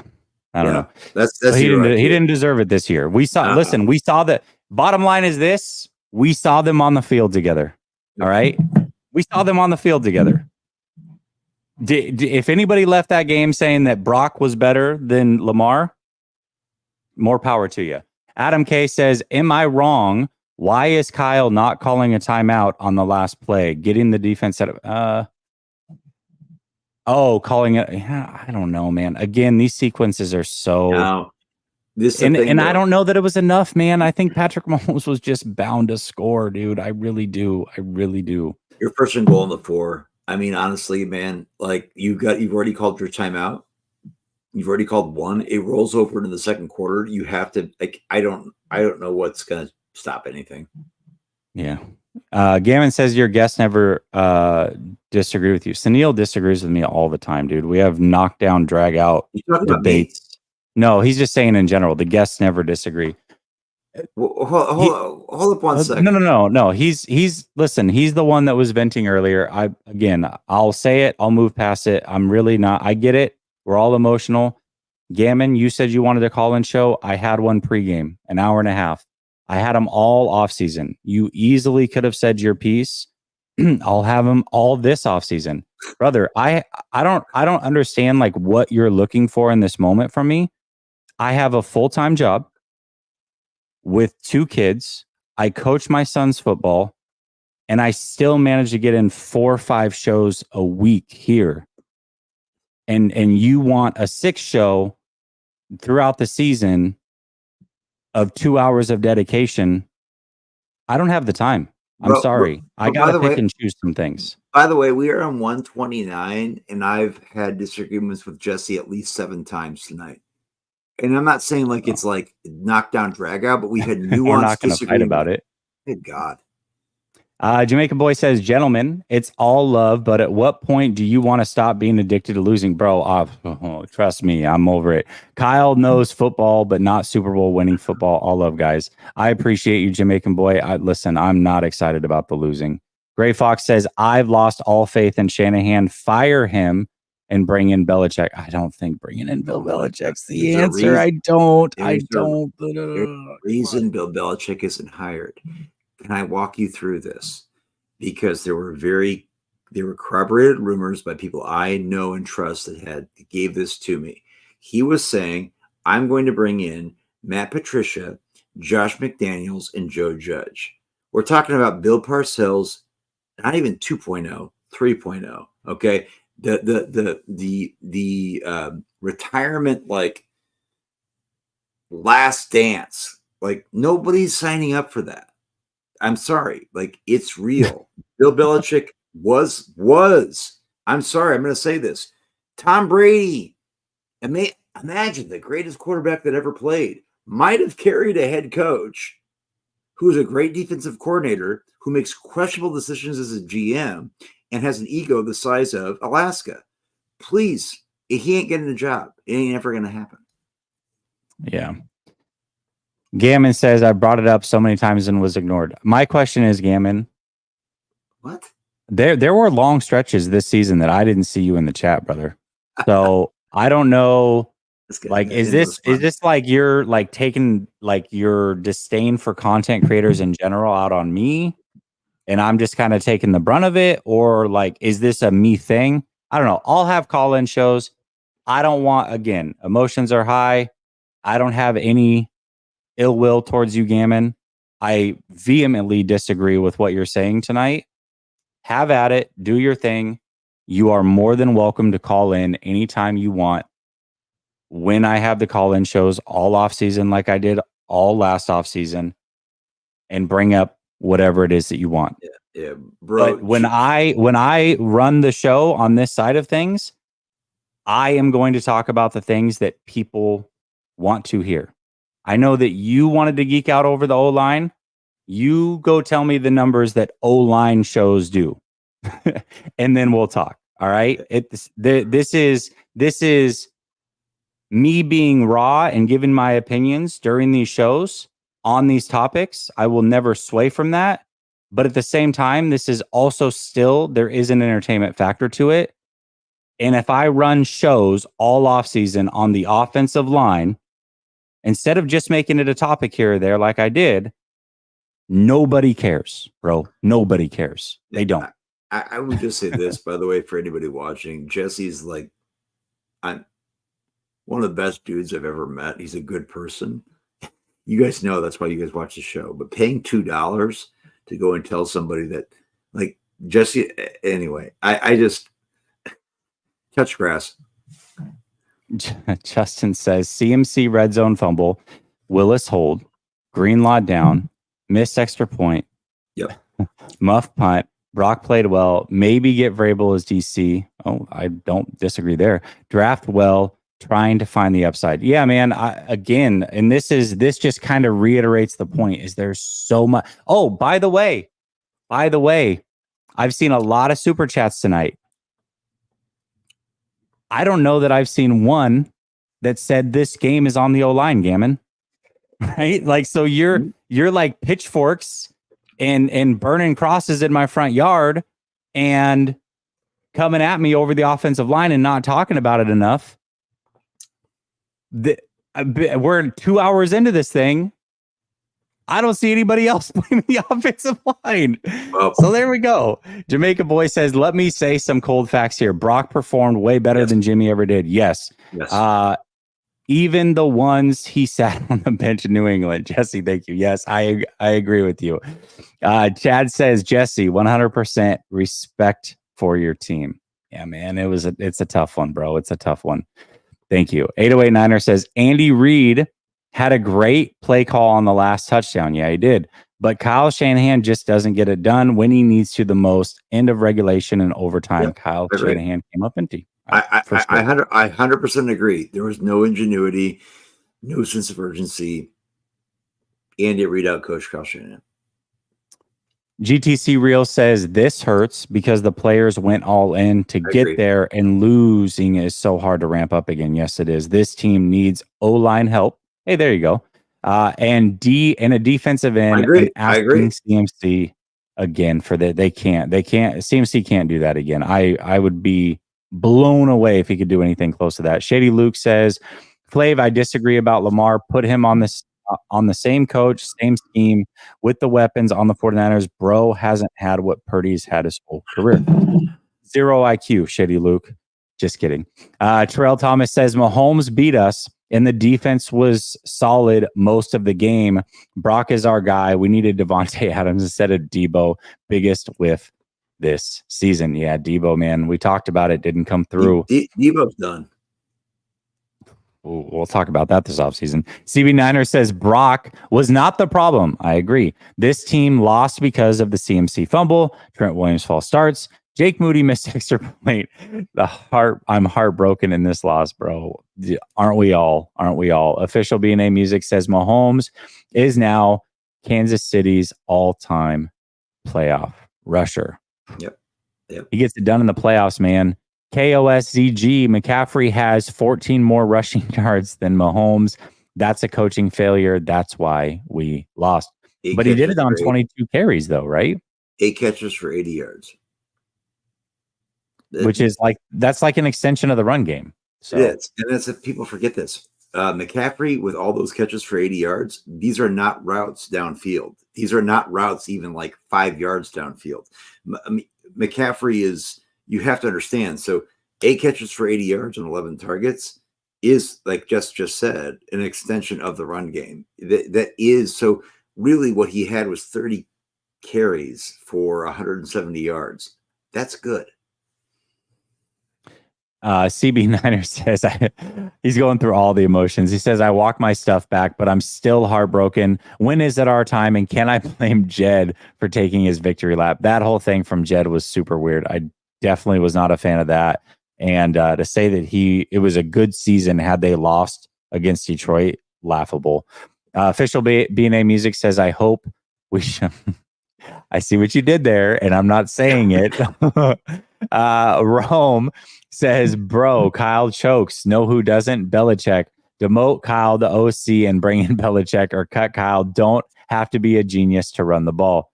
Yeah. I'm not disagreeing that Bill Belichick in his prime is a way better coach than Kyle, but bro, I think he's just way past his prime, and he doesn't reach these players. Adam K says, sorry, I was referring to with the 6 seconds left at the end of the game, the last pass that won KC the Super Bowl, the receiver was wide open. Yeah. I thought we got what you said. Maybe not. Thank you for clarifying, though. CB9er says, my guys played great. My heart is broken. My favorite player, Greenlock, got hurt, and my team lost. Back to clinging on to the Warriors and their success. I'm not even a Warrior fan, so I don't have that, bro. I'm a Blazer fan. That's sucks to be me. I'm a Timberwolves fan. Let's go Anthony Edwards. Oh, baby. Yeah. Hey, you guys are at least good this year. DP says this sucks. Kyle Shanahan had to call a timeout just to stop Wilkes from playing that soft crap. Hey, at least he got in his ear and said, don't do it, versus the cover 0 against Minnesota. Daniel says Kyle to the Niners is what Reed was in Philly. Just championship appearances, no ring. I feel like he needs that elite Mahomes quarterback. For sure. I mean, everybody could use it. Those are the guys that win, but dude, not everybody's getting Mahomes. David says nothing but love for my Niners. Respect to all of our players and coaches for an awesome year. We shall rise again. I love you being optimistic. I can't do it right now, David.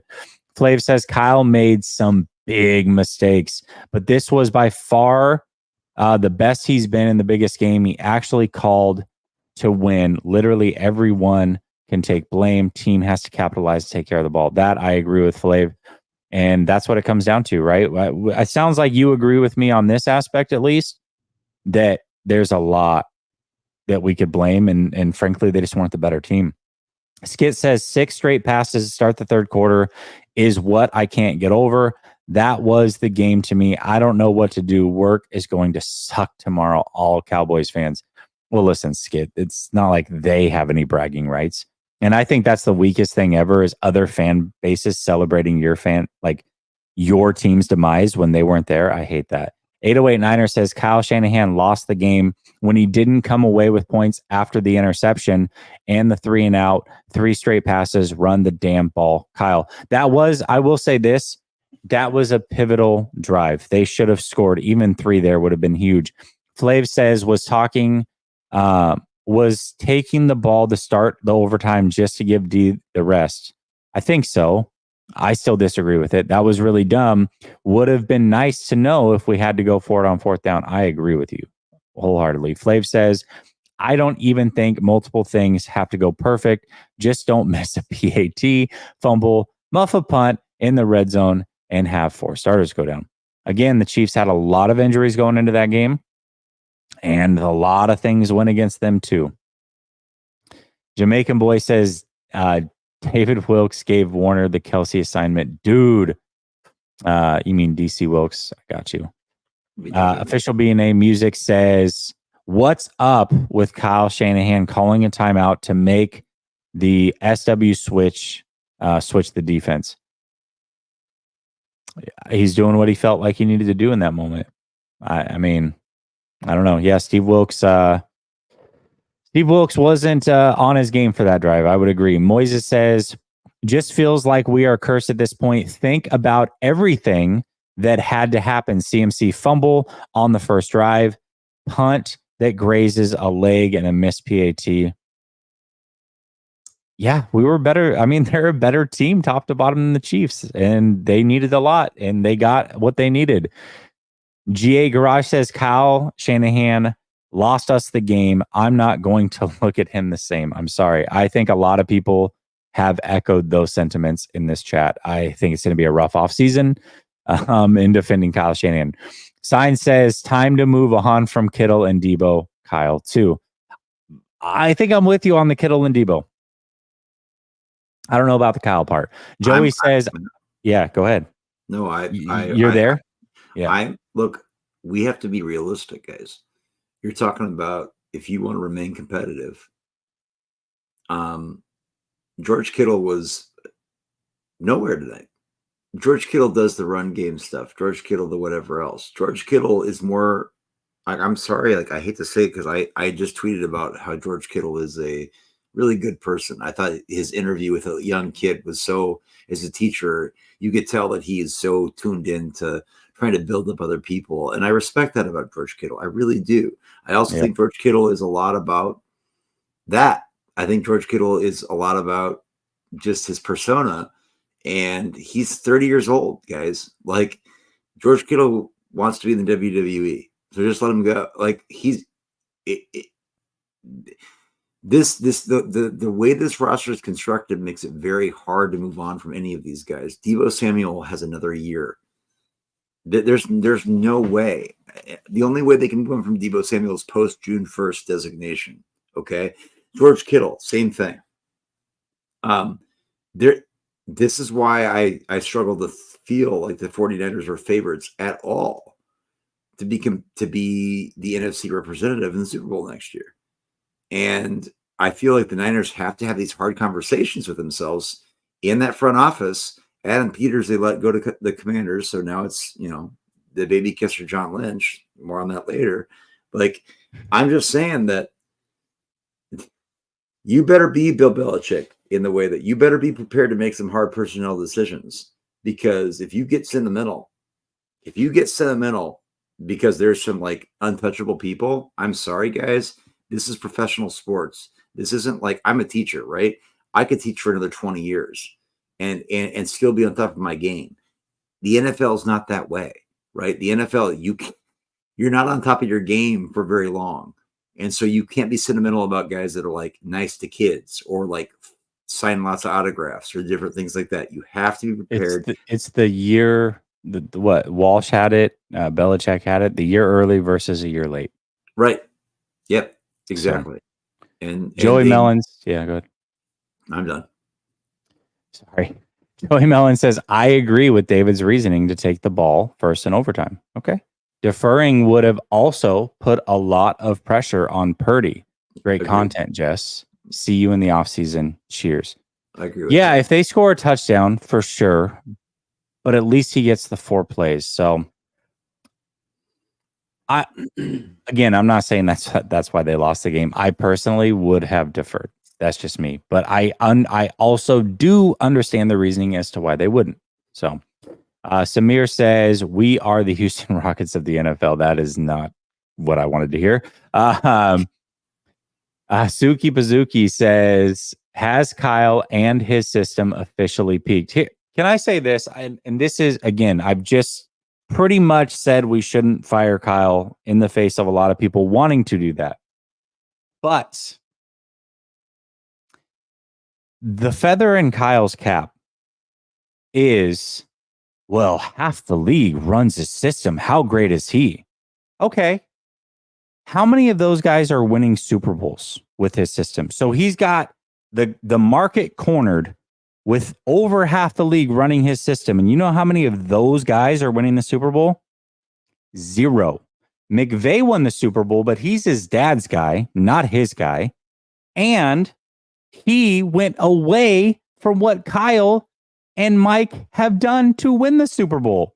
He abandoned the run. He went to 3 wide receivers and started airing it out with Matthew Stafford to win a Super Bowl. So the whole thing of, oh, well, Kyle's untouchable and we can't contradict him because look at all the people in the league that run his scheme. None of them are winning Super Bowls. So there you go. There you go. As great as it is, they're not winning Super Bowls. And that's what it is. So again, I'm not saying fire Kyle. I've been saying the opposite all night, but this whole thought that, oh my gosh, he's just so great. Spare me. Flav says, I would actually take Chase Young on a 1-year deal. We'll talk about it. You ain't going to get him on a 1-year deal. Chase Young didn't play poorly tonight. Chase Young's going to make money this year. Just watch. You're probably right. Duck and Quack says, here, I am right. Let me grab my mug. I need to collect some tears. For real, though, tough loss. Good luck next year. Signed, every Hawks fan everywhere.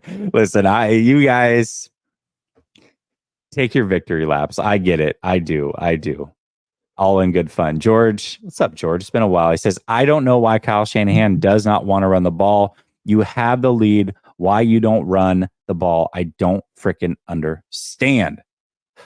Okay. Corey says, taking a few months away from you and Grant, mostly Grant. The pain is too much. God bless. Corey, I understand, man. Taking a step away from content is what a lot of people do in the offseason. Numbers are way down in the offseason. I think there's a reason for that. I think people need a breather. I, however, will not be taking a breather that I almost wish I could take, but that is not afforded to me. I'm trying to make this a full-time thing eventually. That would be awesome. So I'm going to keep at it, but I understand where you're coming from. Hot Pocket, I'm curious as to what flavor, says at the end of the day, Mahomes is still a beast. Yes. And we gave him 2 chances and we lost because of it. DP says Debo limping through the routes left Purdy down a man on the field. I agree. I didn't like him playing through whatever he was playing through. GTC Real says all reports say torn Achilles. Damn, Greenlaw. Yeah, dude. We kind of knew right away. Yeah, they're screwed. They don't have. We've talked about the draft. We talk about offensive line being a need. Defensive line is a huge need, but linebacker is a big need. Actually, because you only got Fred and Dre. Honestly, beyond them, who do they have? Demetrius Flanagan Fowles? Give me a break. Oren Burks, stop. They let Aziz Al-Shire walk. Their linebacking core behind those two is it's abysmal. And so now that you're going into the next season without Dre Greenlaw, their linebacking core is bad. Yeah. Outside of Fred, it's bad. GTC, yeah, there we go. Okay. Flav says, wait, so Lamar is elite and you're upset that they put the ball in his hands too much? Right. 0 IQ take. Lamar sucks from the pocket and will never give his team a chance to win a Super Bowl like Brock. Okay. Again, let's flip it. Are the 49ers and Brock Purdy the beneficiary of being in the NFC? Because if they had faced Kansas City in round 2 or 3, they also wouldn't have been in a Super Bowl. Like all Brock Purdy did was, in this team, was went through an easy NFC and lost to the same team that all those other guys lost to. Yep. If he was in the AFC, they would have lost earlier, and it would have been Kansas City versus whoever in the NFC. Like, that's all that happened. Great. It was in a Super Bowl, but we don't get more kudos for losing in a Super Bowl. So I don't know, bro. Yeah, agree to disagree, I guess. Can I ask you a question, Jess? Yeah, go ahead. Do they pay $10 every time they talk about that?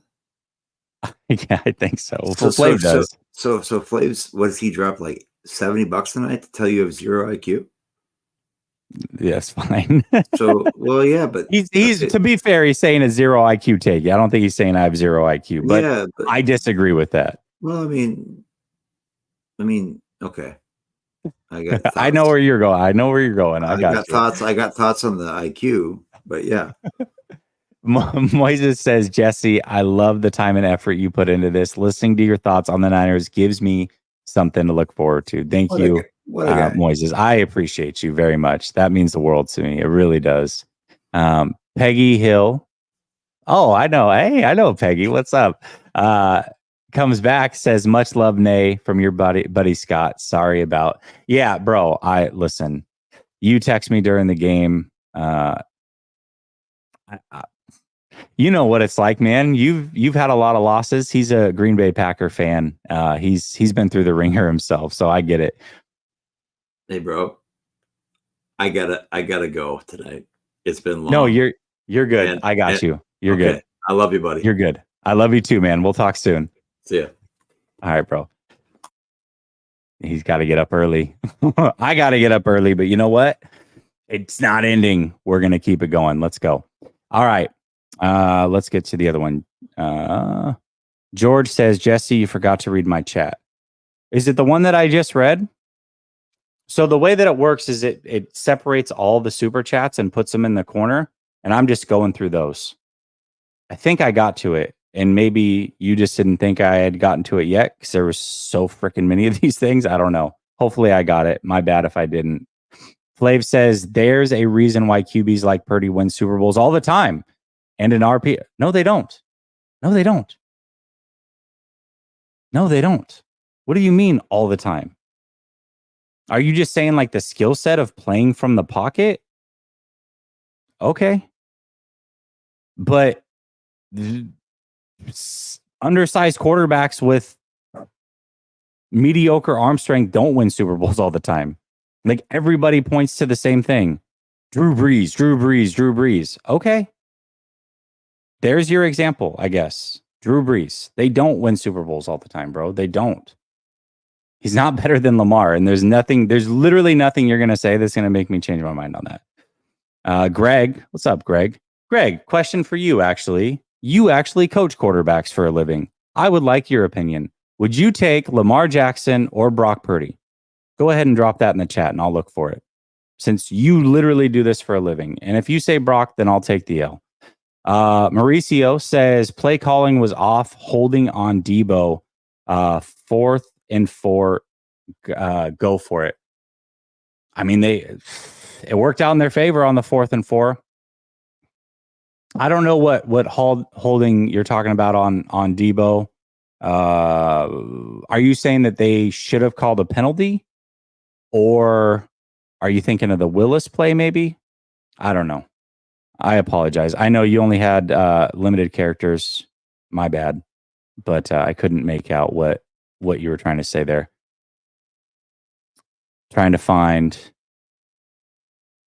if Pinelli said what he said. Hold on. Nope, don't see Pinelli in there. All right. We'll see if he sees it and responds or if he was just flying by. GTC Real says culture change, 85, 19 out. Keep 11, 23, draft well, please. Oh man, we got so many things to talk about this offseason. Oh my gosh, so much to talk about already. Eric says we'll have all offseason to dissect this loss. For now, I hope this can send some good vibes. Love your channel, and Dave has been a fantastic addition. Eric, thank you. Appreciate you. I didn't hear from you in the call-in. You said you wanted to call in, and I gave you one, brother. I gave you one. Flav says, I guess Kyle Shanahan said he took the ball so he would get it third if it went to sudden death. Okay, that's actually fair.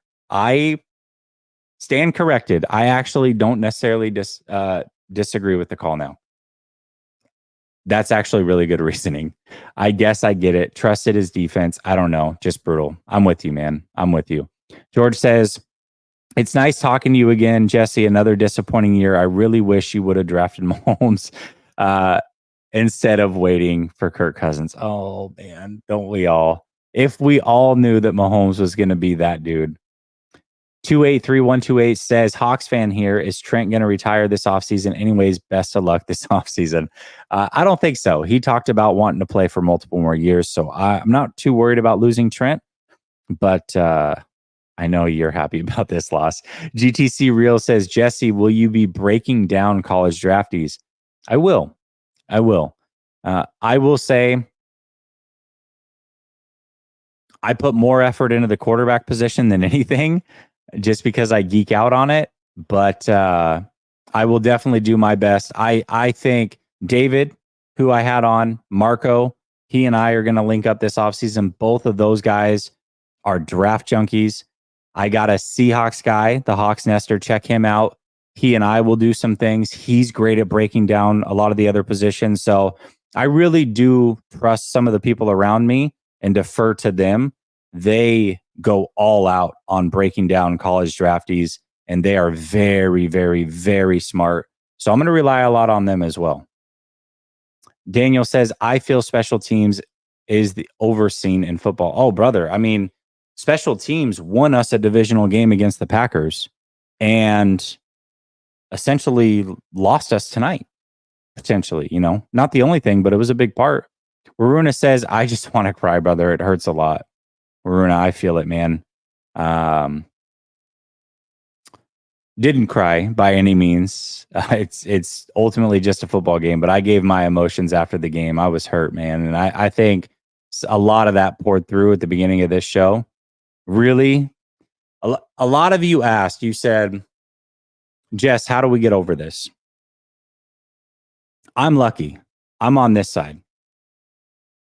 This is my therapy, talking to you guys as a fan, working through my thoughts, my emotions, hearing your thoughts and your opinions, hearing David's thoughts and opinions. That is my therapy. I'm not going to be 100% over this game by the time this thing ends, but I feel a lot better now than I did an hour and 57 minutes ago. So I thank all of you. AG says, here's $2. All right, that's the end of the super chats. Let's see what's happening in the chat itself. And they didn't lose me, man. I'm here. Lamar is elite at losing meaningful games. And where's all of our Super Bowl rings? Like, I don't know, man. This is, again, you all know where I stand on Purdy,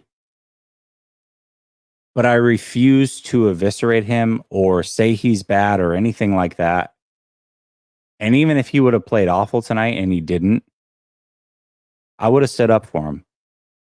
This thought that in order to prop up our guy that we love so much, we have to tear down other players, that blows my mind, because you're the same individuals that get so frustrated that people don't see it with Brock Purdy and aren't willing to give him his flowers, regardless of what level that is, whether that's you want people to think he's elite because that's what you think, or you just want people to think he's good because that's what you think, whatever. But then in the same breath, you will say things like, well, yeah, but this player did X, Y, and Z, or this player did whatever it was, or this player is not good because, okay. And then that's when you get pushback, and then it starts the whole cycle again, because what you're doing is comparing him to guys who have been in the league and have accomplished a lot themselves. Nobody's winning a Super Bowl on Mahomes' dime that's not named Tom Brady, essentially. And I guess Matt Stafford, who, shocker, I think's an elite quarterback. Okay. So elite quarterbacks aren't winning on his dime also a lot of his career. And that's been the case. So, I mean, what do you want? You know what I mean? Like, but when you do that and you compare him to guys that have gotten it done in this league for a while, you're starting the cycle all over again, because then what you're going to get is the rebuttals that say, no, I don't think he's elite. Then you're mad that somebody doesn't think he's elite. You tear down said quarterback, Josh Allen, Herbert, whoever that is.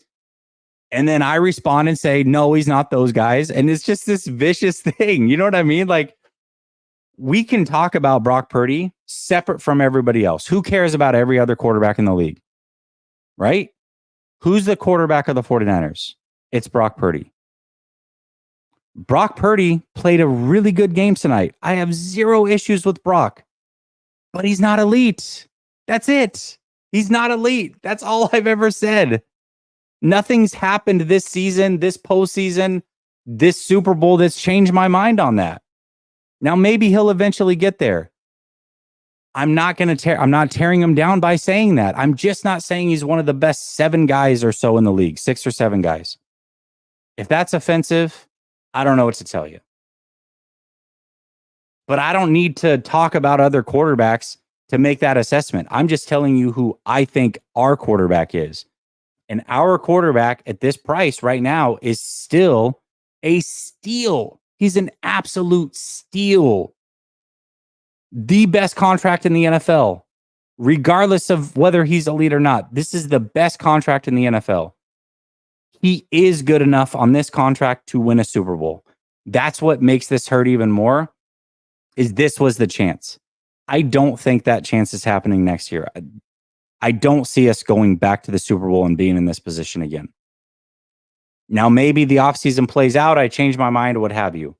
What I do know is they had the opportunity today. What I do know is Brock Purdy played well enough for them to win in this game. And it wasn't enough. It still wasn't enough. That's what's heartbreaking about this.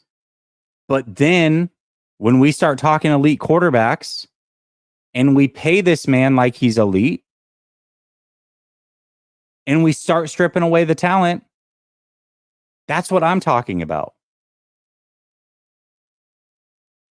We couldn't win on a cheap contract, and now we're going to start stripping talent away and pay him a lot of money, deservedly so, by the way. He deserves every penny he's about to make. And now we're going to ask that he carries the team? Okay, if he's elite, we'll see. We'll see. Samir says, quick question. Is Brock Purdy elite? Yes, Samir, he's elite. He's elite. Anyways, enough of that. Adam K says, if Kyle can't win with this superstar roster, he will never win. This sucks.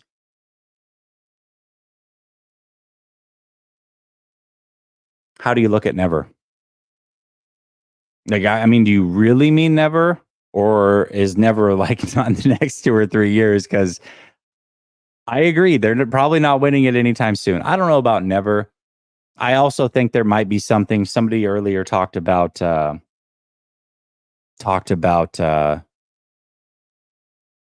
him being Andy Reid and what Andy Reid was early in his career.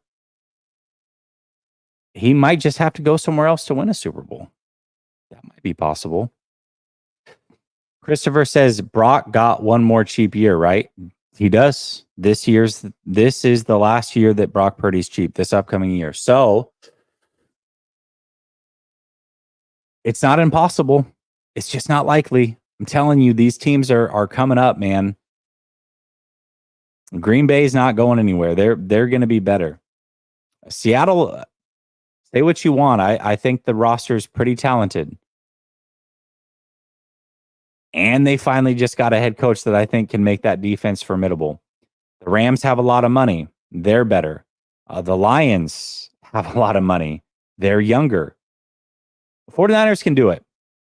I'm not saying it's impossible. The 49ers are still going to be very, very good. The sky is not falling. But the way this season lined up for how weak the NFL was, and the NFC in particular, to get the Kansas City Chiefs, who I think are maybe 80% of what they were at their peak of powers, and to still not be able to cash in after improving at the quarterback position, improving at some of the weapon spots, improving, I think, in the secondary. I don't know, man. I don't know. I don't. In this moment, I don't have the faith that they're going to get it done next year, but we'll see. Neil says, I need some serious coping right now. Don't know how to feel. Neil, brother, I'm with you, man. I'm so with you. Michael says, it comes down to the coach. We will keep losing with Kyle. He's a loser with a history of choking away the Super Bowl. Fire Kyle. A lot of you guys are saying that, man. A lot of you guys are saying that. What is it about the 10 points, though? Can we just break that down for a second? 10-point, fourth quarter leads, twice blown in the Super Bowl. This game was not a fourth quarter 10-point lead. I get that. But when they were up 10, I'm not going to lie. I did throw out a text and said, I don't like this 10 number. It just, anything but 10. Can the 49ers go up 13? Could they have been up 11, 9, anything but the number 10? It just feels like that's what Patrick Mahomes comes back from. Christopher says, great content, brother. Been a pleasure listening to you and the usual suspects with the Niners content. Better team won today. Tip your cap. I agree with you, man. For me, I think that's what will make it easier is that the 49ers, I don't believe we're the better team. I thought they were going into this game. I thought they were going to win this game. But watching that game play out, watching the injuries on both sides, watching the mistakes on both sides, I just think Kansas City's better, man. At the very least, they got the better quarterback, and that makes them better because that guy is the best guy in the world. And Patrick Mahomes, he's just that dude. He's very, very tough to beat. You almost have to play perfect football to do it in the playoffs. And I think for me, yeah, there are things that the 49ers left on the field, but there are things that Kansas City left on the field. And so that's going to help me kind of get through it a little bit quicker. There's not that one play where I'm like, man, if just this, I can't think of it right now. There was a lot of little things, but there's not the one play that's just, if that had happened, the 49ers win the Super Bowl. Man, they just weren't the better team. They just weren't. Carlos says, Kyle can't win. Fan since 88. Kyle will never win. They will never win just blowing Allison's. What? That one went over my head. I'm not going to lie, but it's 1 a.m. Adam K says, just wanted my kids to see the 49ers win 1 Super Bowl. I was lucky enough to see them win 3. They were devastated. Yeah, man. I'm sure. My, you guys know that my son is a Ravens fan. He was obviously devastated after the Ravens lost. But tonight, he put on a 49ers hat and put on 49ers colors and was rooting for the 49ers almost as hard as he roots for the Ravens, hoping that they would win. And he went to bed in the fourth quarter. It's obviously East Coast. He has to be up at 6:30. I couldn't let him stay up all night. But when I tell him in the morning, I have a feeling he's going to be devastated that they didn't win too. And I'm not looking forward to having that conversation with him in the morning. So he was devastated when the Ravens lost. He was really hoping the 49ers would win for me to be happy. But it just wasn't in the cards, man. It just wasn't in the cards. So, all right, y'all. It's officially about to be 1 a.m. I got to be up in 5 hours. Much love. Appreciate y'all. We got a long off season ahead of us. we're going to break it all down. We're going to get out all the emotions, all the thoughts. We're going to turn a page and look forward and see how the 49ers can win a Super Bowl next year. Appreciate y'all. Much love. Peace.